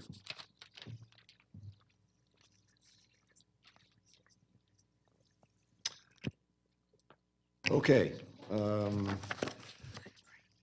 On the consent agenda, we have a couple of changes. Let me find my cheat sheet here. All right, so before, we're gonna go ahead and start scrolling the consent agenda before we vote on them. Those that have the book or went online and read the consent agenda, we pulled number 3, we pulled number 13. We made some word revisions in number 12 and in 19. That did not change the nature of the agenda as written. It just put it in language that was more clear and added some language to those concerns of the commissioners to make sure that the agenda properly reflected what it was and what the intent was. And then we have a non-agenda item to add to the end of the consent agenda from DOT, which is an intergovernmental agreement with MARTA. And in listen here, MARTA is going to be asking to use some of our buses during the Super Bowl weekend. Doesn't involve any money to the county. And matter of fact, Erica, why don't you come up here and just give us a brief overview of what that item does. Yes, sir. So MARTA has reached out to some of the surrounding partners, Cobb County, I believe Gwinnett, to ask if there would be any availability for buses to be utilized in their fleet during the Super Bowl, just to make sure they have enough transportation. We have promised or have committed 5 buses. Those buses would be available starting around noon on the Sunday of the Super Bowl, and as MARTA needs them, would be inserted in their fleet from point-to-point service, most likely between rail stations. They haven't completely given us that, where our start place would be yet, but they're finalizing that. The hours of operation would be, they would be down there around noon, and we expect them to be in service until 11, but could potentially be in service until about 1:30 that next morning. And again, that's just a larger effort, a regional effort to make the Super Bowl a success, of which, of course, Cobb County is having a large part in that program. So again, we're just providing buses to MARTA so we can get people around. And then MARTA will decide how those buses will be used, but they will have Cobb Link on the side of them. So we'll get all the credit for it. Yes, sir. But we're not paying any of the expenses associated. That's all being picked up by MARTA. So that, I make a motion. Can you go through the ones that we pulled? Yeah, sure, absolutely, yeah. All right, we're pulling number 3, which was, let me get back to my notes here. Number 3 was, regarding an amendment to House Bill 930 regarding the Special Transit District. That was gonna be a resolution from the board, and it wasn't ready for prime time. So we pulled that. Number 13 was a fire department issue in which we're working on a mutual aid agreement with Dobbins Air Reserve Base between our fire department and theirs regarding emergency services. That again, the wording of that is not ready for a vote yet. So the fire department asked us to pull that agenda item because it's not ready for full discussion with the board yet. Wants us to be voted on. Number 12, property management, or Scott. Would you come on up here and give us a brief review of what it is we revised on number 12?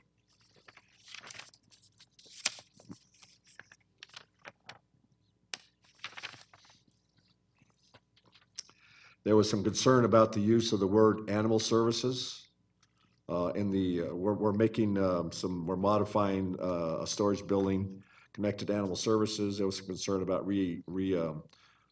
renaming the wording, the title in the agenda item. However, the district attorney has asked us to leave the name as is for purposes involving public safety. Yes, sir. I mean, you went over it just then, yes. Right. Too slow for you. No, that's fine, but there was, some people want to go back and reflect that it's a public safety facility. But we went back and asked the district attorney. Yeah, we worked with Vic this afternoon to get it. Yeah. I don't know if we saw the pink Right, box. so we've changed it to reflect County Annex Facility. County Annex Right. Facility, yes, sir. Right, that's the new title of the building, okay? All right, okay, just want to make sure everybody understands that. All right, and then the last one, which is number 19. That was,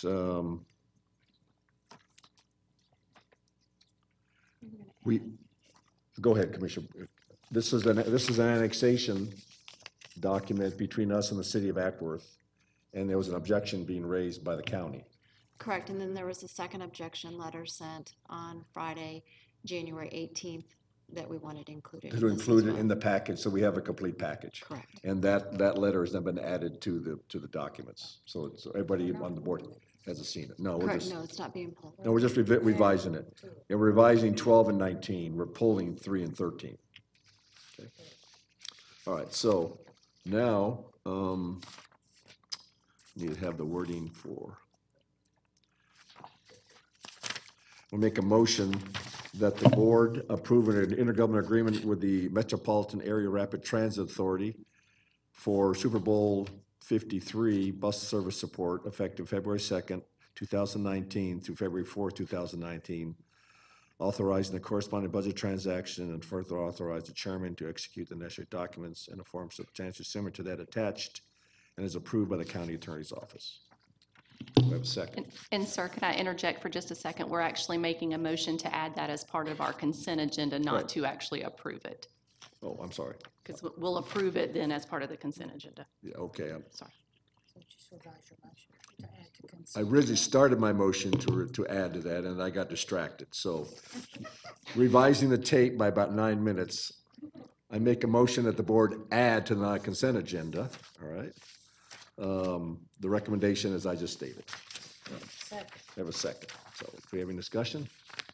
Call the question. Passes 4-0 with Commissioner Ott in absence. All right, so that, we've now done all the administrative work assigned with the consent agenda, and we've scrolled it on the screen, so everybody here and at home has had a chance to see it.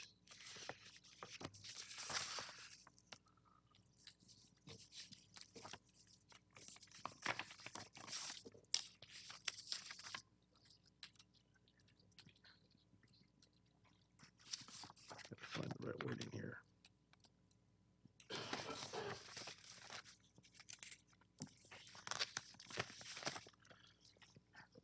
Okay, I now move to approve the consent agenda as revised. And authorize, I move to approve the consent agenda revised and authorize the execution of necessary documents by the appropriate county personnel. Second. Have a second. Any further discussion? Call a question.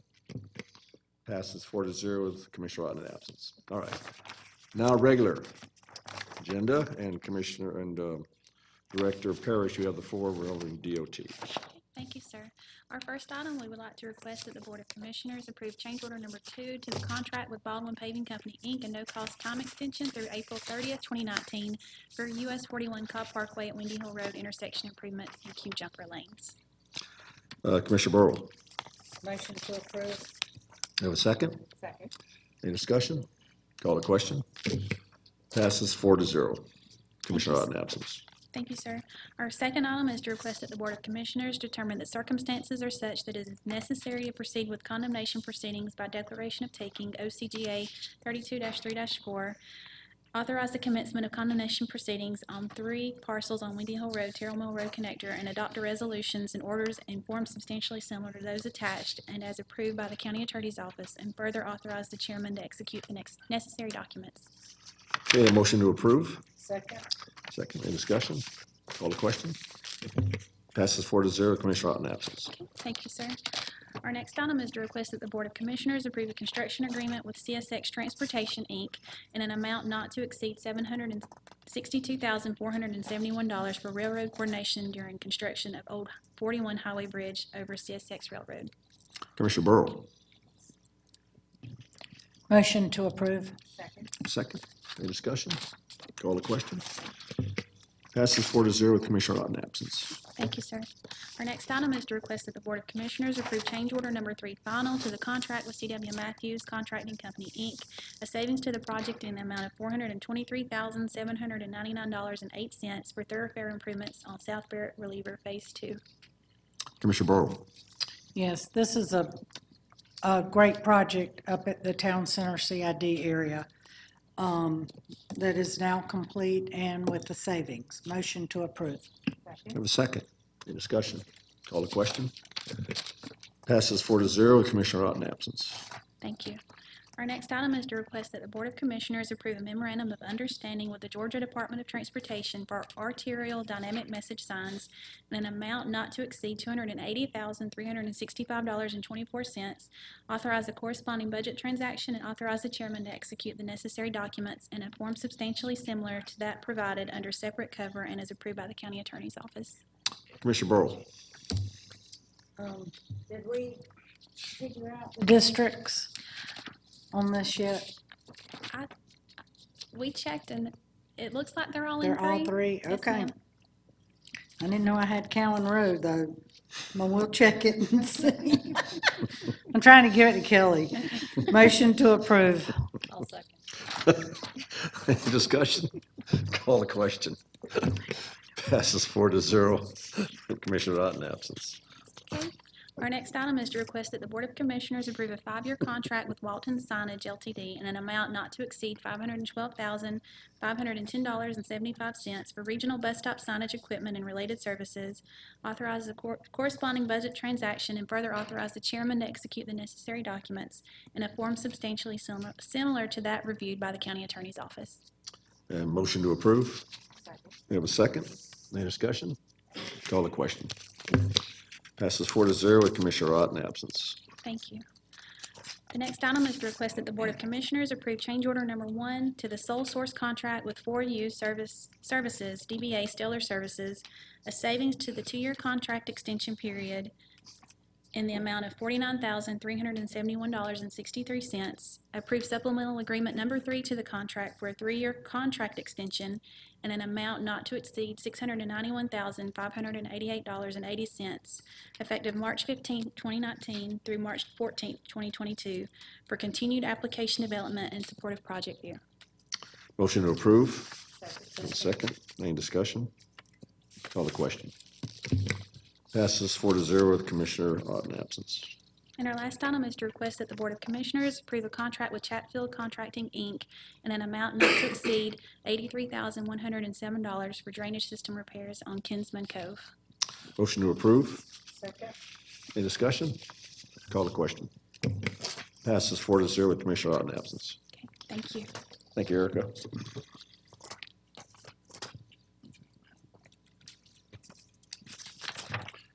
Good evening.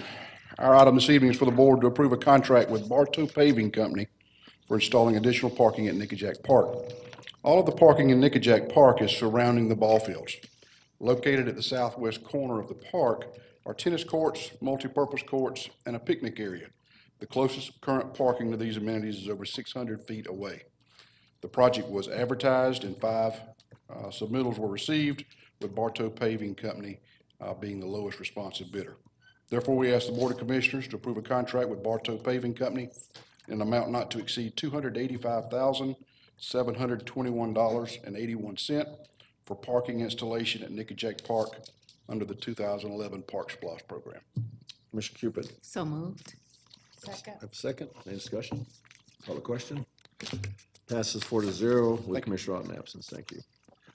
Okay, on this next one, we're going to be pulling 35, 36, 37, and 38 because the projects in the district, their commissioner is not here tonight. And in case there was some questions about that, I thought it was only fair that he be here to answer them in case he came up during the course of the discussion. So we'll simply be discussing in this section number 34 and 39. So this afternoon, this morning, when we had work session, Commissioner Gambrill asked if we could have a expanded discussion on what exactly, is meant by economic incentives as passed by the board. And so it's sort of an educational format here right now. So with that, I'll let you, take the floor here, Michael. And thank you, Chairman. We'll speak to this project, and then as part of that presentation, I'll talk to you about the incentive process in general. The purpose of this agenda item is just to approve this economic incentive commitment agreement for Edison Chastain Office LLC. To give you just a little bit of background on that, this entity has submitted an economic incentive application and other supporting documentation seeking potential incentives that are available through the code, specifically section. It's the wrong picture. Excuse us. It's the wrong picture. It's got Brassfield Goyle. There you go. That's the right picture. Thank you. Thank you.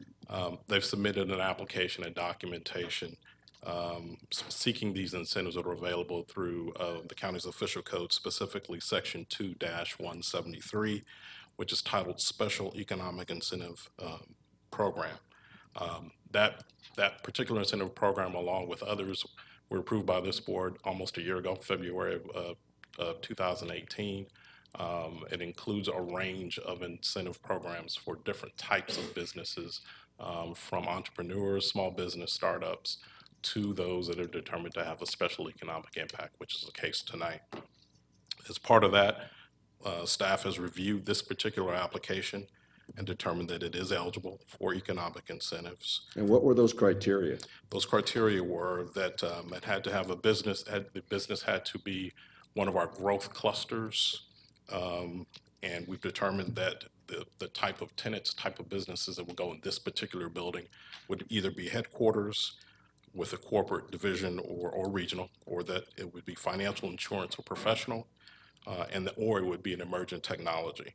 In addition to that, they are creating actually 500 jobs when only 150 are required per your ordinance.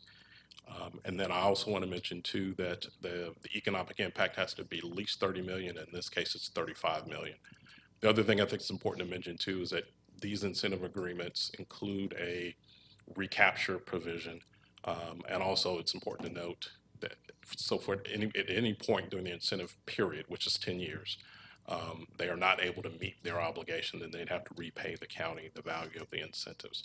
Our staff requires them to complete a compliance report, if you will, every year. We contact them and ask them to submit that information, we review it, verify its accuracy, and then we actually share that information. Last fall of 2018, we provided y'all with a memorandum of all of the current active projects that have economic incentives to document their compliance with their incentive commitment agreements as well. And I think you said this morning that 9 companies, including these 5 tonight, although we're going to be discussing one of them. Right. 9 in 2018 had requested incentives under this program.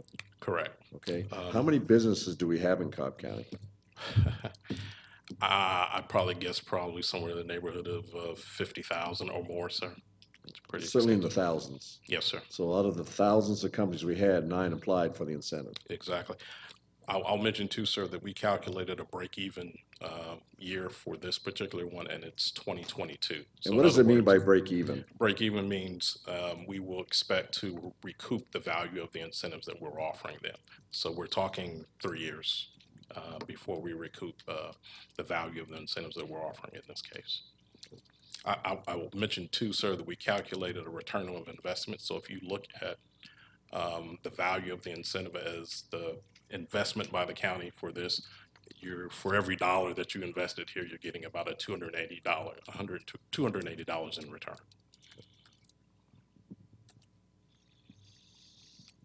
Okay. With so that, com- that concludes my so presentation. With that, Commissioner Burrow, I'll turn it over to you. Okay, just a few comments. You did bring up a lot of recapture. Yes, That they will have to pay it back if they don't meet their incentives, the Yes, ma'am. requirements that they agreed to, and that they are eligible, because one of the speakers tonight referenced 2-173 eligibility as not being eligible. How do we address that?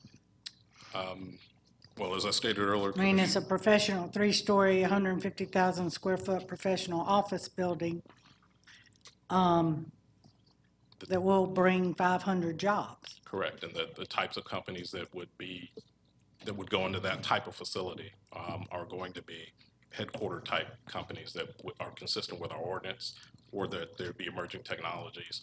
And again, we will verify that on an annual basis. So if it Okay. does not happen, then they will pay us back the value of the incentive. Okay, and you spoke about recapturing the fees, and the break-even point Yes, is ma'am. 3 years or 2?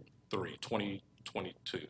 Okay. So Was one of the other 2019. ones 2 years? Because I thought this one was 2 years. Some of the other, this one is 3 years. Others have been 2022. 2, and so it just depends on the factors that are involved in Okay. coming up with that calculation. Okay. The other thing that I'd like to bring out that was discussed this afternoon in work session, Commissioner Ott made a good point where they will still be paying what they're paying now in property tax. That is correct. Those 3 years, then they would start paying the build-out amount. That is correct. That's, the Development Authority of Cobb County has a policy. They require pilot payments be made during the construction period. So all of the taxing jurisdictions that receive taxes from that property will continue to be made whole during that So we're not construction period. losing We're not losing. anything Correct. while they're in their first 3 years of incentives. Not losing anything during the construction period Right. until the facility's finished. Okay. And this is a result of the economic incentive package that was passed last year by Yes. this board, with the exception of Commissioner Gambrell, unanimously. Correct. So I don't know what the consensus of the board is after the conversations or speakers we've had tonight, to look at revisiting maybe some of the, maybe the cap or some of the incentives that we have. I know we've got revisions for the sewer development fees, which I think is a good step forward. But I think that this is a good fit for this program, and I support it. So I would make a motion to approve. And I'll second it for personal discussion. Commissioner Gamble.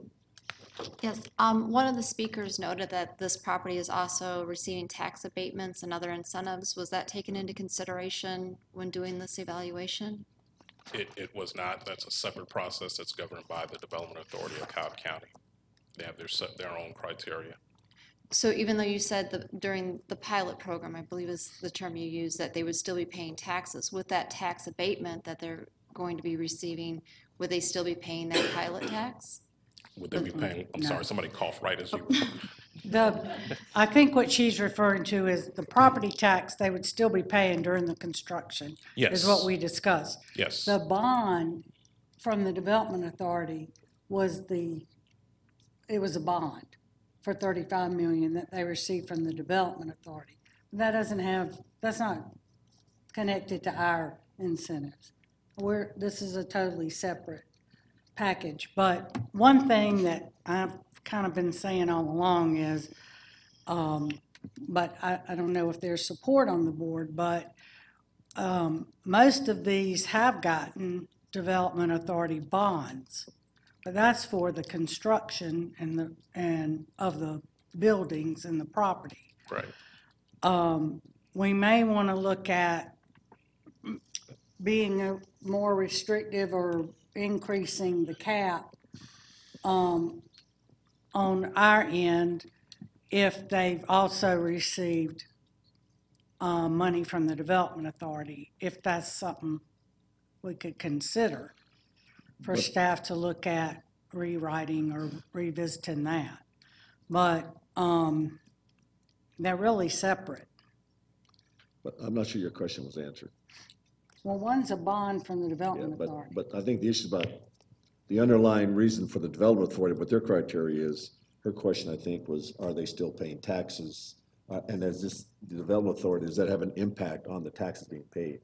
Correct. Yeah, that's my question too. So they are paying taxes during the pilot period, which is really the construction period for the That's building. payment in lieu of taxes, that pilot, or another acronym? But they're just paying on the It's land payment in lieu of taxes is Yeah, what it is. And so there's a payment that's collected, and then that payment is sort of divided up between all the taxing jurisdictions that govern or that are in effect for that property, that location. So Board of Education, Board of Commissioners, and any other taxing jurisdictions that may be in place at that time. I'm still not clear. And Mike, there's a parcel of land, okay? yes, And let's say it's X acres, and there's X amount of dollars being paid on property taxes right now for that. right. What happens now with these incentives, and is that impacted by the Development Authority bond? No. No. Okay, so they're still paying the underlying tax for that property? Right, and that's what the pilot is. The All right, pilot that's is right, the okay. pilot is the underlying taxes Right. that were in place at the time the bond The was county approved. property, they're still paying the county and the Right. school property tax. The question I Right, have but though for is, only for 3 years, if I understand correctly. Well, then they'll be it's for the paying the full construction. amount once It's they're for the fully construction occupied. period. It's for the construction period. And then the abatement will start. It depends on when that construction ends and when the CO is issued for the building. So it could be a 2-year construction timeframe, and then that 3rd year is when the abatement kicks in. And it starts at 100%, and then it goes down in increments of 10% until year 11, where they're paying full property tax again. but that abatement's for the bond, the Development Authority bond, Yes. right? Our taxes continue to exponentially increase as they move into the building, they put material, personal property in there. Right. So the abatement that they collect, all right, abatement, they go 10%, 20% over 10 years, and at the end of 10 years, they get 100% of the taxes. All right? Okay, I see what you're saying. All right, so the point, but the question is that at the end of the 3 years, we would not get the full tax on that property. Right. We'd only get 10% of it. Correct. All right. But you'd be getting more than you're getting now, Right. vacant. Right, and so the question is, when you say we fully recoup the incentive in 3 years, what does that mean? I think we're confusing. Well, you said we That recoup means we through, break even. By No. 2022. No, Yeah, we're right. For this talking, one, it's 2022, we Right. break even. Right. for point of clarification, we're talking about the $124,000 of the value of the incentive. That's to the building permit. Has nothing to do with the property tax. I'm just trying to have a full discussion, so people out in the audience here, on the screens, that they probably ask the same questions we do, all right? When you Yeah. say that we're gonna fully recoup this in 3 years, what exactly does that mean? What that means is we would recoup the $124,000, which is the value of the building permit Incentives. for this particular And how would project. we recoup that, in taxes? Well, it would be the property by year 3 would be fully valued. I see what you're saying now. Yeah. Fully valued. Okay, I see what you're saying. so it's one thing to say it, it's something else, okay, what does that really mean? Point taken, sir. Okay. Section.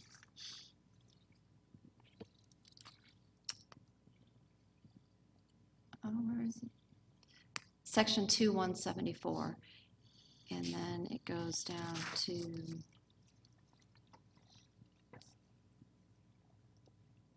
D. It's after D. And this is where some of the confusion, I believe, is coming. It says, The property tax incentive is made possible by titling ownership to the taxable assets into the name of the development authority or redevelopment authority. And then it goes down and it comes in, it gives us a 6-year fully taxable, but the development authority is a 10-year. So I think, Commissioner, you might be looking at the wrong section of the code. That's a commercial industrial property rehab incentive program. Well, tell her where she should be then. You should be looking at section 2-173. Okay. 173, okay. And actually, you won't see anything in there about property tax incentives for this program. Again, that's a separate program that's administered by the Development Authority of Cobb County. We can't give property tax abatements. Well, we can through the enterprise zone program, but that's reserved for select areas around the county that qualify Right, for enterprise zones. And that is only for county ad valorem tax. It does not allow the abatement of school taxes. Right. Okay, what is 2-173? That's what Fred was. That's the special economic incentive program, which is the program that this falls under. Falls under, correct. Well, and it does say on C and then 6, inducements or grants authorized by the Development Authority of Cobb County or the South Cobb Redevelopment, that they are eligible for it as well. But I think Commissioner Burrell's comment is, and it's response to what we're hearing from some people in the community, maybe we need to look at, maybe we're being too generous, both sides. And that's the purpose for these kind of discussions, is that we hear, we get input, because clearly, as Commissioner Cupid said earlier, it was a very, very conservative county. And we do not, we do not want to be seen giving away money, which is not, we're not doing that here. But the point is that we value every dollar. Absolutely. Right? And what's the middle ground between the residents and the businesses that we can both live with, that continue to fund the amenities we have here in the county, because we depend upon so many by the business community. So. And do we have any agreements currently with Edison at Chastain for tenants? We do not, no. Because in number 8, under C again, it says plan review, building permit, and business license fee incentives noted above may be reduced further when at least 10% of the new and required minimum jobs are filled by the county residents. So I guess my question there is, are we giving this incentive too soon, since they haven't filled even 10% of what they're saying they can? Well, the agreement only contemplates the cap on the building permit fees. There would be no additional incentives beyond what's already in the agreement.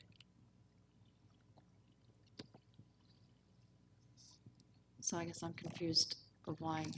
Well, 8 if is they there. don't meet the 150 jobs, they'll be paying it back. Yes, ma'am. But they're projecting 500. 500. It's a 150,000 square foot office building. You can see right here, it's 3-story. Well, So it's gonna create a lot more than the minimum 150, which is required. So they're way above that. And if they're not, they'll be paying us back. Correct. In total. Yes. It's all or nothing.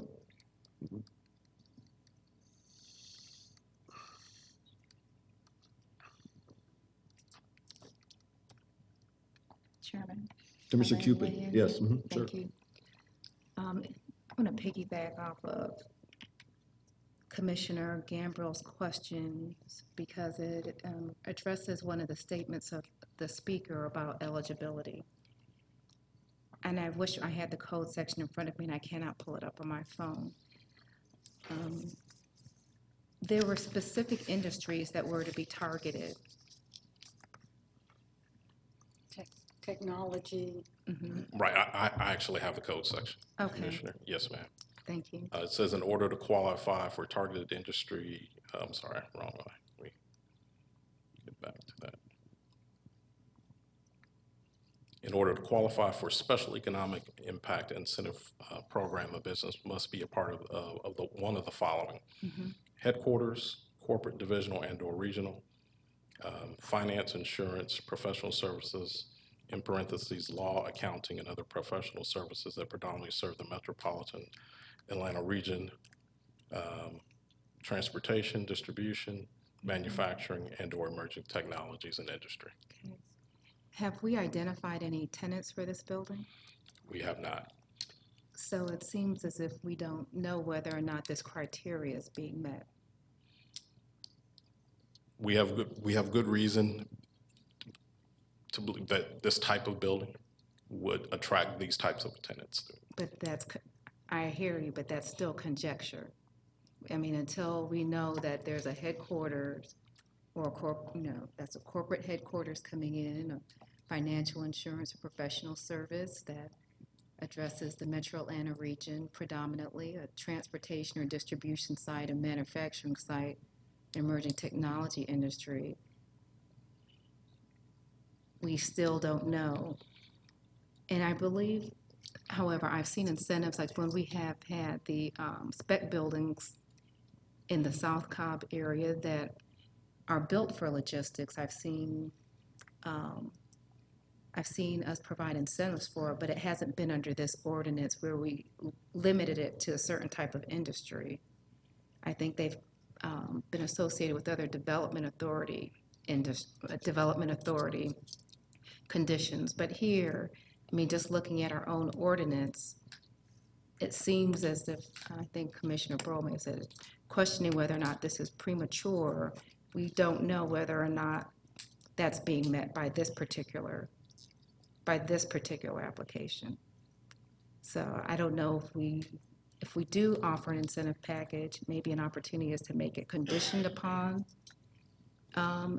Okay, so it would be conditioned upon. That's an option. That's certainly an option. Okay, so That's it certainly is, an option. and the county attorneys did say. Well, that's part of the provisions in the contract, is if that does not come to fruition, then those monies would have to be returned.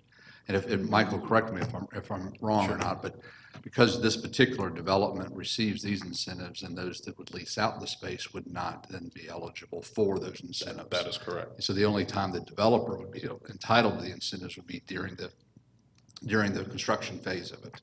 So if somebody else moved into the building, there would not be additional incentives that would be offered for That is correct. for technology or financial based or anything else. So these wouldn't be offered until after that building, those tenants are identified. And then that time frame where you said we would recoup our funding, it would seem to me it would be triggered after the build.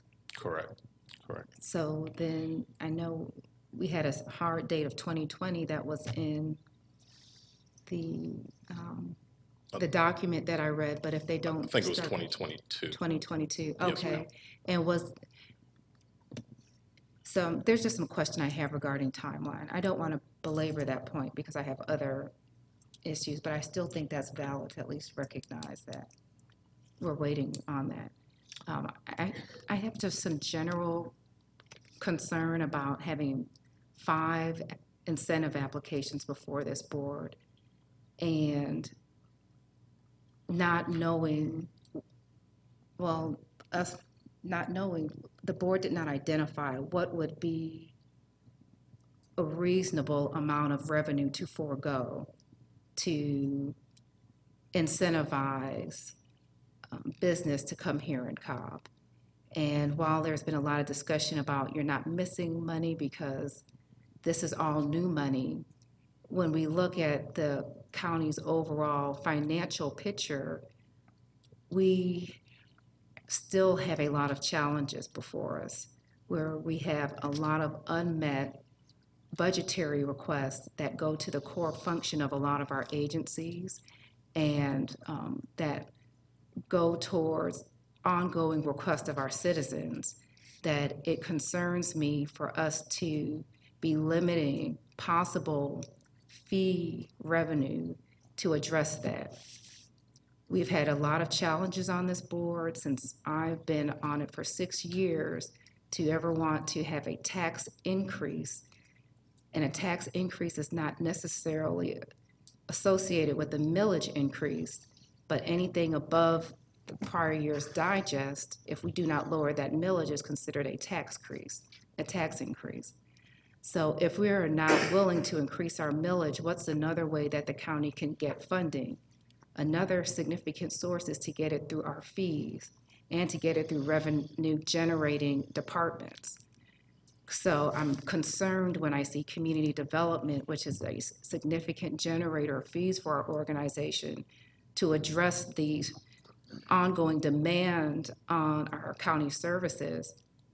When I see them limiting their revenue, I see us not only limiting opportunity for tomorrow, I see us limiting our ability to address needs that have been identified in our past that continue to recur year after year. I realize I'm not studied up enough on incentives to consider myself an expert. I don't consider myself anti-incentives, but I just have this overwhelming thought that incentives are more appropriate for an organization that has a more healthy financial picture.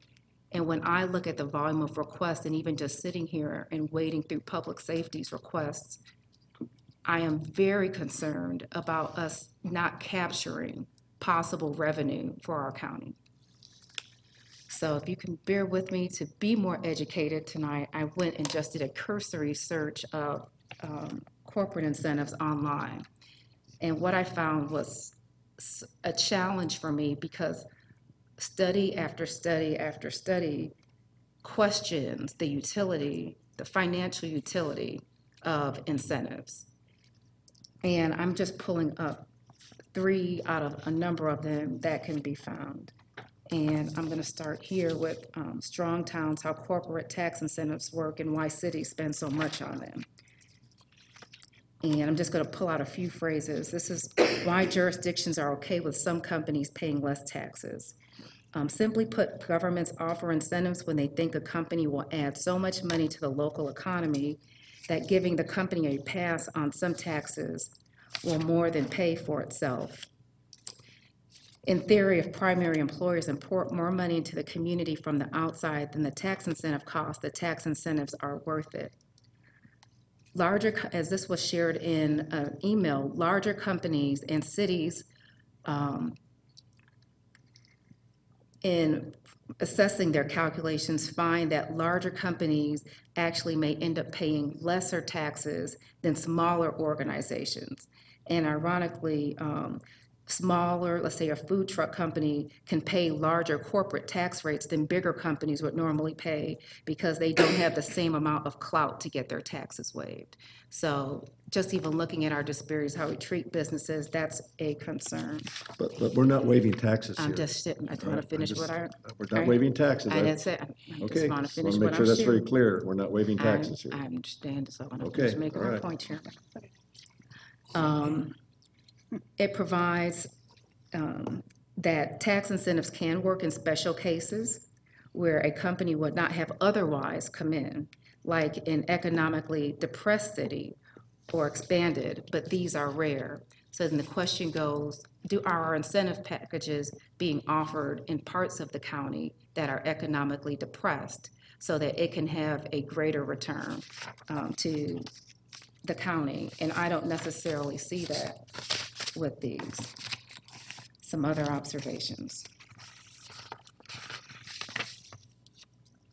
It says pressure to limit incentives for big corporate relocations has drawn on academic evidence that remains skeptical. This is from the Brookings Institute.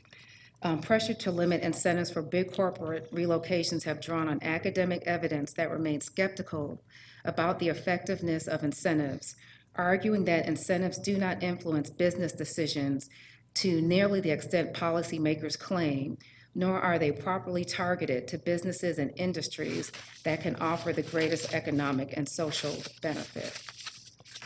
It goes on to talk about how there's a disproportionate amount of incentives that go to certain industries and areas over others. And it provides that one area where it could be of benefit is where that firm invests in people and skills. And if where a company makes it a priority to invest in the economic development or human capacities of its employers, resulting in meaningful work and wages. So one thing, do we do a wage analysis to ensure that when we're giving incentives, that we're having meaningful wages that can add some economic benefit? It's something that I don't know.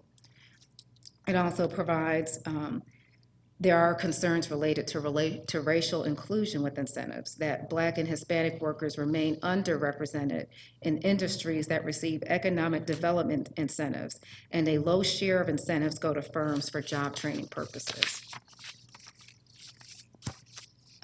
Another study by CityLab provides that, it suggests that while incentives do indeed have benefits for local economic development in the short term, that negative effects begin compounding in the long term.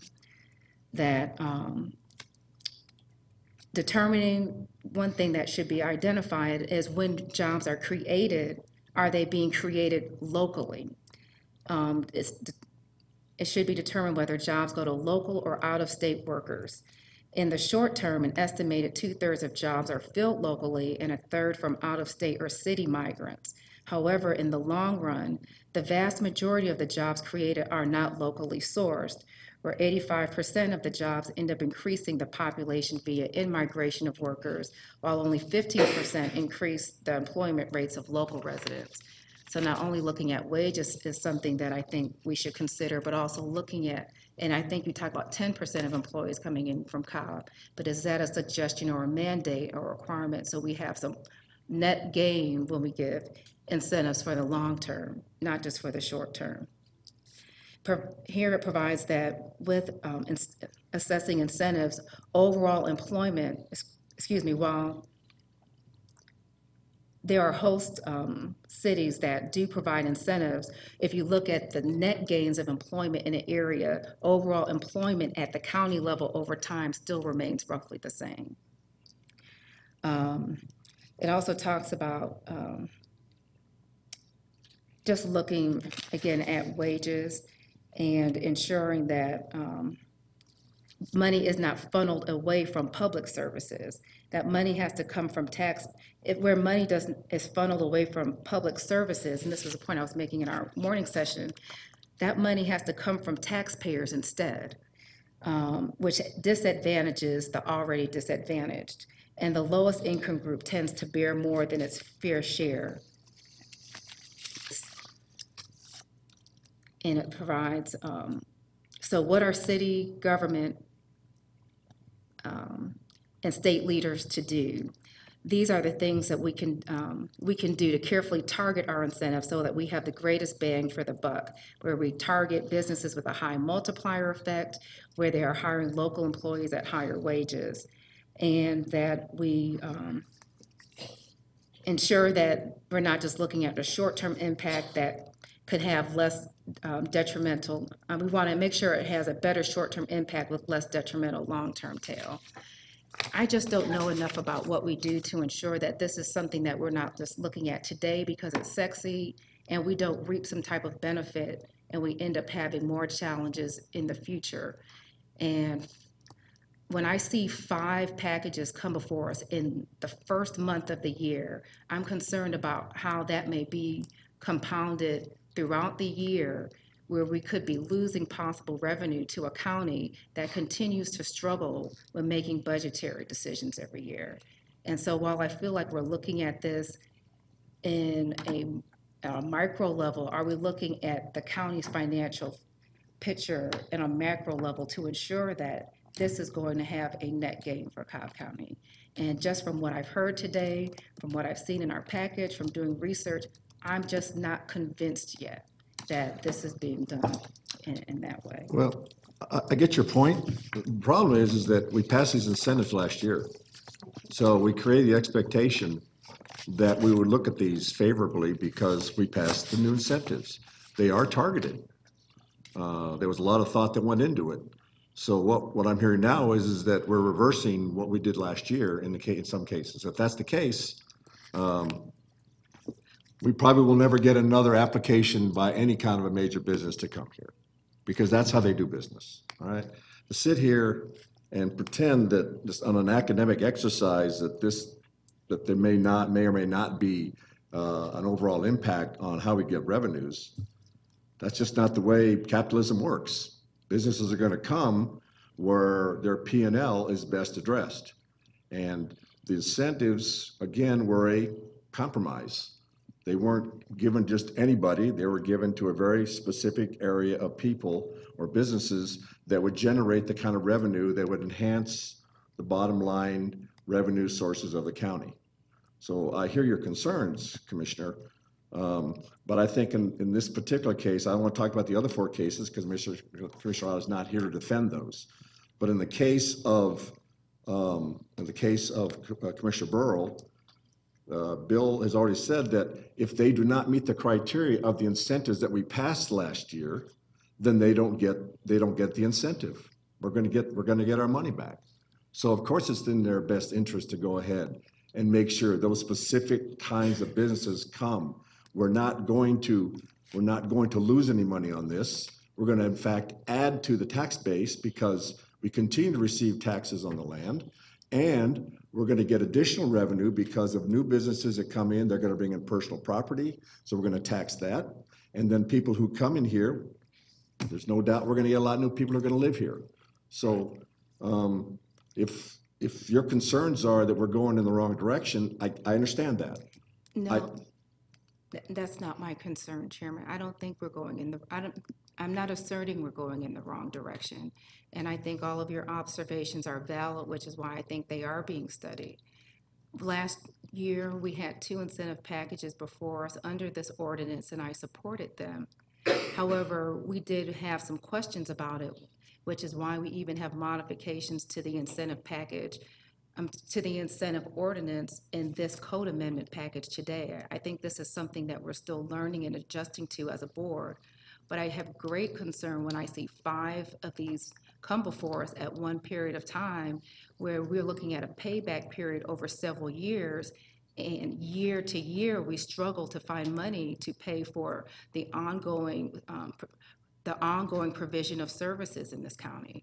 Because yes, we might recoup those funds, but on a year-to-year basis, we are still struggling to provide some core work that our departments have been asking us to help support, that are basic functions, and it makes me very concerned about the timing of it. Mm-hmm. If we're timing it out for 4 and 5 years out, that's great if we have a good financial picture today. But right now, we're still struggling on trying to get our resources up to pre-recession levels, which was 8 years ago. So, if we're not even where we were 8 years ago in providing the basics, how are you going to tell me 4 and 5 years ago expecting some type of return is going to help us address our budgetary issues that we have to address by July? Well, I'm sorry, Commissioner Burrow, go ahead. Yeah. If y'all remember, when this first came in for zoning, it was going to be a warehouse. Oh, I remember. They revised that, and now it's a Class A office building. Some of the eligibility jobs, building that you, type of tenants that you, that are referred to in the code are headquarters, financial, insurance, manufacturing, technology, professional, transportation, distribution, so on and so forth.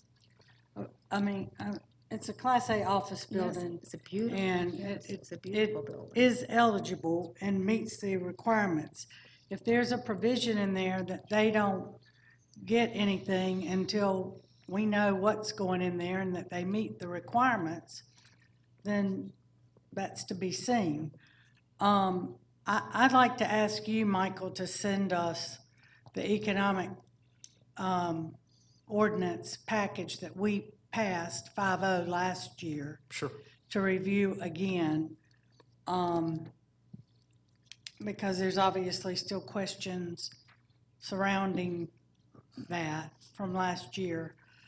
And even though I support this, I'm willing to hold it to come back when the full board is here and when we hear all the rest of them. But I don't know, we've had 4 last year that came through, correct? Yes, ma'am. And what was the total amount of those? I don't know off the top of my head, Commissioner, but I can get you that information. And when I send out the code amendment package was adopted by the board last February, I'll send you that information too. Okay. So, I Okay, think you wanna- your position has changed from earlier Yes, today. yes, so- Joanne, and yes, it's a thank you through this, because I did share that I'm in support, and trust me, that building has come a long way from it being a warehouse to what it is Right. today, and we have addressed a lot of the stormwater and development issues. So my concern is looking at this from a more macro level, and the more I research this, the more questions I have, Joanne, where it makes me feel uneasy, wanting to support you and wanting to support where this is going. I know that, I believe there's development authority incentives that are attached to this, because I think the timing of that zoning had some impact on what was going on with the development authority. So I believe that. It was a bond. A bond, okay. So I know there's support there, but for me to feel comfortable about this in light of the pain and agony we go through every year to pass a budget, and knowing we have a strategic plan to get back to pre-recession levels, and I just am not aware of where we are getting these resources to get back to pre-recession levels. And I think it's somewhat daunting to be in 2019 and the recession occurred in 2011 and we still haven't got to 2011 levels of resources. We are behind the ball. So I'm convinced that the county needs to be taking advantage of any opportunity to have revenue to address us getting to where we need to be for 2019. Well, one comment I do want to make is that we do generate additional revenue through tax digest. And we get additional tax digest by bringing in the kind of businesses that generate additional revenue. The political issue is that some people seem to think that if you don't roll it back, that it's a tax raise, and Exactly. that's the issue that you have to face as an elected official. You know, what is it you want to be? Exactly. It's going to be sitting there swinging in the wind that you're worried about what people are going to, how they're going to vote for you if you have a simulated tax raise, which in fact it's not. All right. But there is going to be additional tax revenue generated from tax digest by bringing in large companies like we have. We do not, you know, we depend on all of the thousands of businesses we have in this county to not only be, you know, to come here, but also to stay here, because they generate a certain kind of revenue stream that we can count on and plan on to execute our strategic plan. So if that's one of your concerns, I think it's not completely addressed by the tax digest, but certainly it's addressed, you know, it's not, the millage rate brings in a certain amount, but the tax digest will bring in more, plus more importantly, all businesses are taxed at the fully appraised value of their property. They're not impacted by the floating exemption, which is how we lose revenue in the county every year, because we have the floating exemption, the homestead exemption. So it's one of those things where over time we have generated these various mechanisms to make sure the taxpayer keeps as much money as he can, but also to try to find a way to address the amenities. And I think one of the things I did last year is I just showed people the true cost of all the amenities we have in the county, and this is what it's going to cost us to keep them. And I'm counting on more businesses coming here that will be able to maintain these amenities, and in some cases, you know, update them. But we can't continue. We don't pay for these amenities strictly with homes. We pay for them. We pay for all the extra amenities we have in this county. And if you look at what we have here compared to other counties, we pay for those amenities because we have a lot of businesses here, Yes. and they're fully taxed. So if that's one of your concerns, I hear it, I agree with it, because obviously I went through it like you last summer. Yes. But I'm a little bit more assured by the fact that we're bringing in new businesses here, that even though we don't have some of the things that people say we want to have out there, we're still managing to attract large businesses here, medium businesses and small ones. But Commissioner Burrow has indicated she's willing to table this motion until the next meeting. And if you, I have one other question. sure. Sure. When you send me the, when you send us the Code amendments, other or, no, sorry. properties and the amount, can you also tell us where they are located, whose districts? Actually, Commissioner, I'll send you the actual compliance report that we did last year that includes all those that are covered under the current incentive programs. And so you'll have all the addresses, you'll see exactly where they are. And if you like, we can have a map prepared to go along with it too. Okay. Bill? Chair, if you don't mind. There actually is a motion that's pending before the board. Right. If Commissioner Burrow wants to withdraw the motion, as long as there's unanimous consent among the board to withdraw the motion, that's allowed without a vote. Okay, so if you make a motion to withdraw, we'll vote on Okay, it. or if it's a 2-2, it'll come back anyway. Yeah. I think if nothing else, your conversation tonight, Commissioner Cupid, has caused pause, all right? Because you brought up an issue, which I think, you're not the only one that feels that way. I mean, I've heard from that from other people in the community. So that's the purpose of having these full-out discussions, and I really appreciate all the board members being patient here as I let the board members fully, air their issues, because it makes us a better forum. But I'll leave that in your hands, Commissioner Burrow. It's your motion. Okay, well, the other thing is, you didn't want 5 of them coming to us at one time. So if this is held till the other 4 come back, when Commissioner Ott's back, what's going to change on that, Lisa? Is that Before- still going to be an issue? Before I came to tonight's meeting, I put myself in front of my computer and just tried to do as much research as I could. So what I'm saying is, I am not solidified by a position that cannot be influenced. If there's more information that's shared and we can flesh this out, I could go another way. But right now, the data that I've seen and the painful reality that I experience on this board every year that we do the budget is that we need to be strongly looking at all of our income sources to make sure that we have the resources to be able to adequately provide services to our county, residents and businesses alike.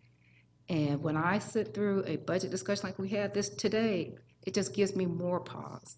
So if there's something that we can show that the county will be able to shore up and address some of the pending needs that we've had year after year after year, when we're providing incentives to businesses and you have employees that go without raises, that's a problem to me.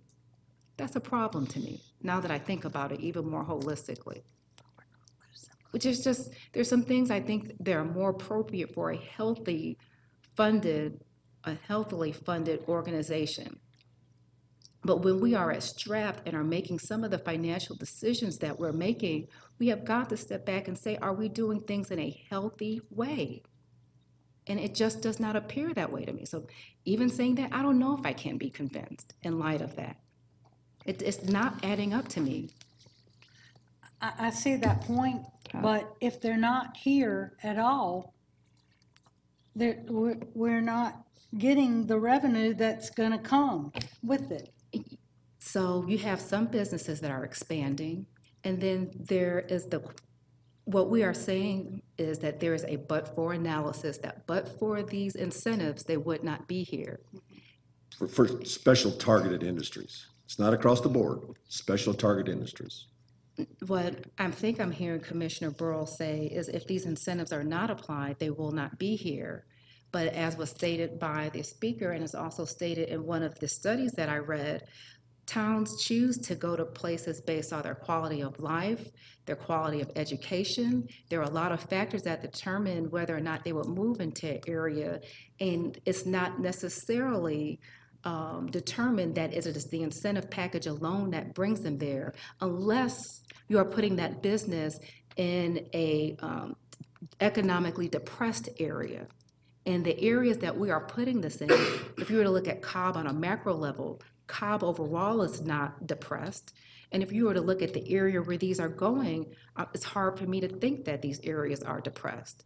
So, and with all of the things that we've done to say Cobb is attractive for businesses to come and enjoy, why all of a sudden do we think that they would not be here and that we're not attractive enough to continue to gain businesses based off of the other things that we've done? I'm not convinced that there's that but-for need here. Well, I think, From what we've heard, there are other states that they were looking at or that were recruiting them. I have Enterprise Zone on Canton Road, Piedmont Road South. You have Enterprise Zones in your district, and their incentives and tax credits that they get by being in those areas, which could be considered depressed areas as well. And all of our redevelopment sites throughout the county are in a rehab zone at least. Yeah, or enterprise zone. And enterprise, some enterprise, not all are enterprise, but all are at least rehab zones, which includes incentives and tax credits. So, I would just add something. Frequently, we are a partner with the State Economic Development Office and the Governor's Office in particular, and they have historically liked to see the local community participate with these types of projects. So I think it's something just to think about as you go forward. They like to see that they've got a little skin in the game.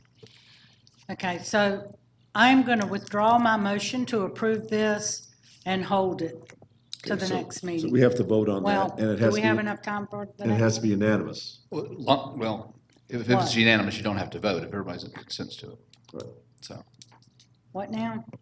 as long as everyone, if there's no objection to what you Oh, I just see what you're said, saying, okay, Oh. then that's fine.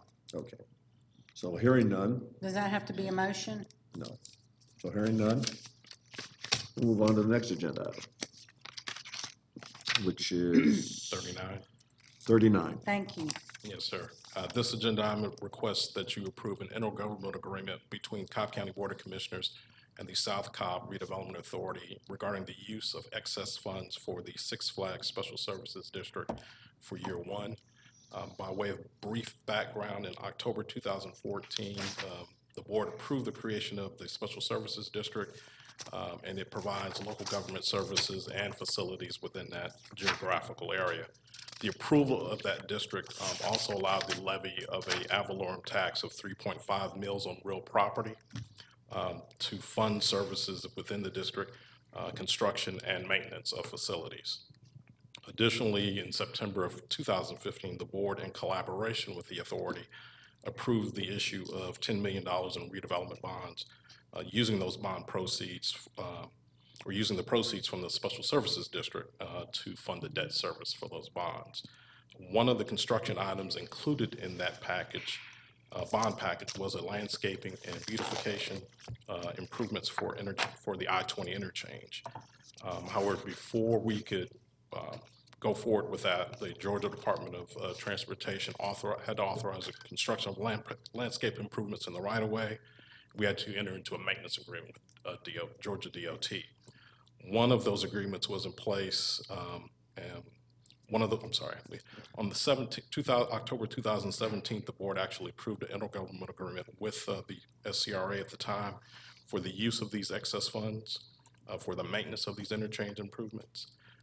The agreement was active for 1 year from its effective date, which was October of 2017. The installation of the landscape materials was completed in August 2018, approximately 2 months prior to the expiration of the intergovernmental agreement. The project completed occurred later than originally projected, just due to delays in obtaining the permits from Georgia DOT, as well as some complications with all the wet weather. We are asking at this point that the board consider approving this intergovernmental agreement between the Cobb County Board of Commissioners and the South Cobb Redevelopment Authority for the use of excess funds in the amount of $54,360.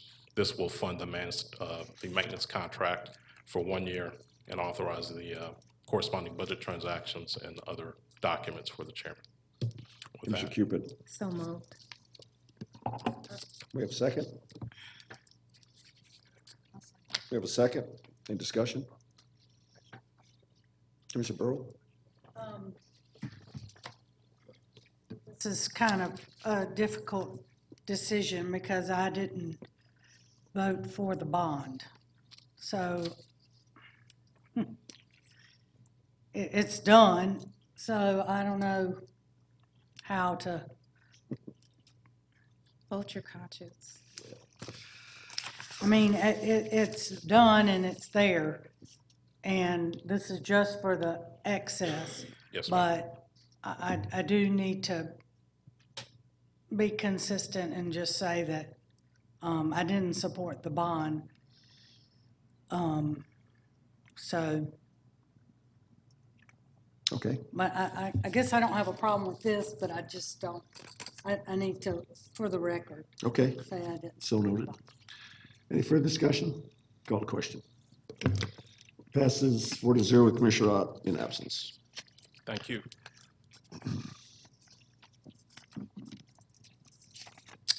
And the county attorney has the last one. Yes, we're done. So that's one we spoke to you about earlier. The vendor in that has contacted us actually today and said they do not want to go forward with the contract regarding the mini cells at this point. Okay, so we're going to it. withdraw that, Yes, sir. okay? Okay, no more public comments, so go to appointments. I move to approve the reappointment of Elvin Springer to the Public Library Board of Trustees. You have a second? Second discussion? Call the question. Passes 4-0 with Commissioner Ott in absence, and Commissioner Gambrill, you have the remainder of the appointments. Thank you, Chairman.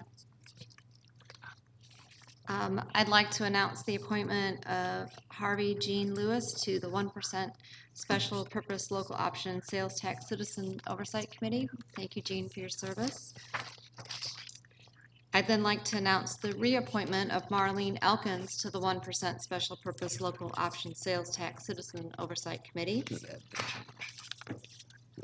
To announce the reappointment of Jay Cunningham to the 1% Special Purpose Local Option Sales Tax Citizens Oversight Committee. To announce the appointment of Forrest Shealy to the Transit System Advisory Board. To announce the appointment of Kenneth J. Marlin to the Transit System Advisory Board. To announce the reappointment of Mark Riggins to the Transit System Advisory Board. To announce the appointment of Dora Locklear to Keep Cobb Beautiful Incorporated. To announce the reappointment of Enrico Washington to the Keep Cobb Beautiful. And then to announce the reappointment of Michael Nagy to the Keep Cobb Beautiful. Okay, thank you. We'll start with you tonight, Commissioner Cupid, for comments. Thank you, Chairman. Just want to thank the many community members that came out over this Martin Luther King Day weekend. There were a number of community events that brought people together, and that it starts with the Cobb County and NAACP event that was at Turner Chapel AME. It was a beautiful event that was held and well executed. Then there was the Cobb Ministerial Alliance. They had an event this weekend, and it just made my heart feel so full to see what power can be generated when the church comes together to address things in the community. So just want to thank them for doing that. The SCLC has had its ongoing parade, and they did a speech contest for different area high schoolers. Monica Delancey, who serves on our Keep Cobb Beautiful board, she had a community cleanup and brought people together throughout Cobb, not just in District 4, and it really warms my heart to see how we just seem to be coming together through his spirit, and I hope that continues, not only for this month, but beyond. Thank you, Chairman. Thank you, Chairman. We've had a lot of good things happening in District 1 this past week. I received an email from a constituent thanking Andrew Elson and John Peak, two Cobb County employees, for their cleanup along Pittner Road. It was much appreciated and well noted. I also had constituents on Corner Road that had emailed concerning development and the construction workers not properly guiding traffic, and staff went out and addressed that, and sure enough, that is being handled well. And then I'd like to say a special shout out to our Cobb County staff who did an excellent job on my office over the weekend. So I'd like to thank the design by Yuki Howard. Members from our cabinet shop were Adam Easterwood, Doug Jackson, Daryl Fenley, Roy Key, the electrician Doug Hendricks, carpenter Ken Folk, and the supervisors Lee Vaughn and Mike Carney. And then also Scott, I'm forgetting your last name right now. Barfield, thank you. Scott, thank you, and Eddie Cannon for all your work this week. Thank you. Thank you, Commissioner. Thank you, sir. I would first like to say thank you to the Sons of the American Revolution for having me and my husband at your annual banquet last week. It was a great event, and I appreciate receiving the Outstanding Citizenship Award and the Lydia Barrow Medal. Also, as Commissioner Cupid mentioned, the event yesterday at Turner Chapel for Cobb County government and the Cobb branch of the NAACP was amazing. The talent in this community on that stage yesterday was just unmatchable in at any level. 6-year-old girl that memorized her whole speech, amazing. The adults were reading and the children had memorized everything. And the dancers, everything. The 23-year-old that gave excerpts from Dr. Martin Luther King's speech on the mountaintop, he sounded exactly like him. Gave me chills and made me cry. I mean, remarkable. So if you didn't go yesterday or in previous years, as we have held this for 10 years now, I invite you to please go next year, because you will be amazed, and just it will definitely inspire you. So as was mentioned previously, tomorrow night at the Siegel Student Recreation and Activity Center, 290 Kennesaw State University Road, free parking. The purpose-built student housing open house will take place from 6 to 8. And we will have maps and staff there to answer questions, and I hope you can turn out.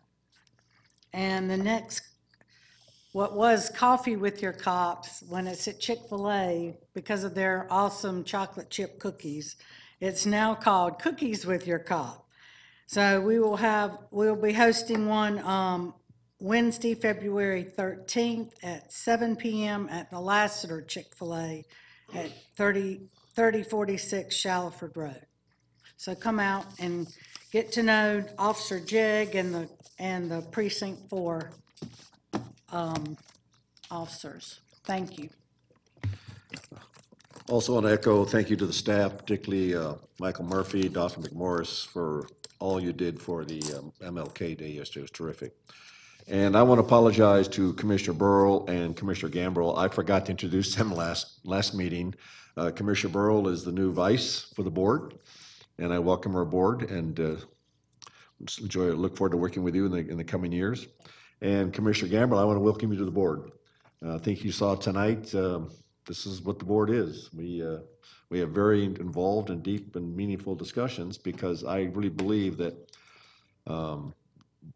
these lead to better, more informed decisions. So even though, regardless of how the vote comes out, the one thing I would hope that all of us know is that we all had our chance to express our point of view without restriction, and then we vote, as we see fit. So with that, we're adjourned.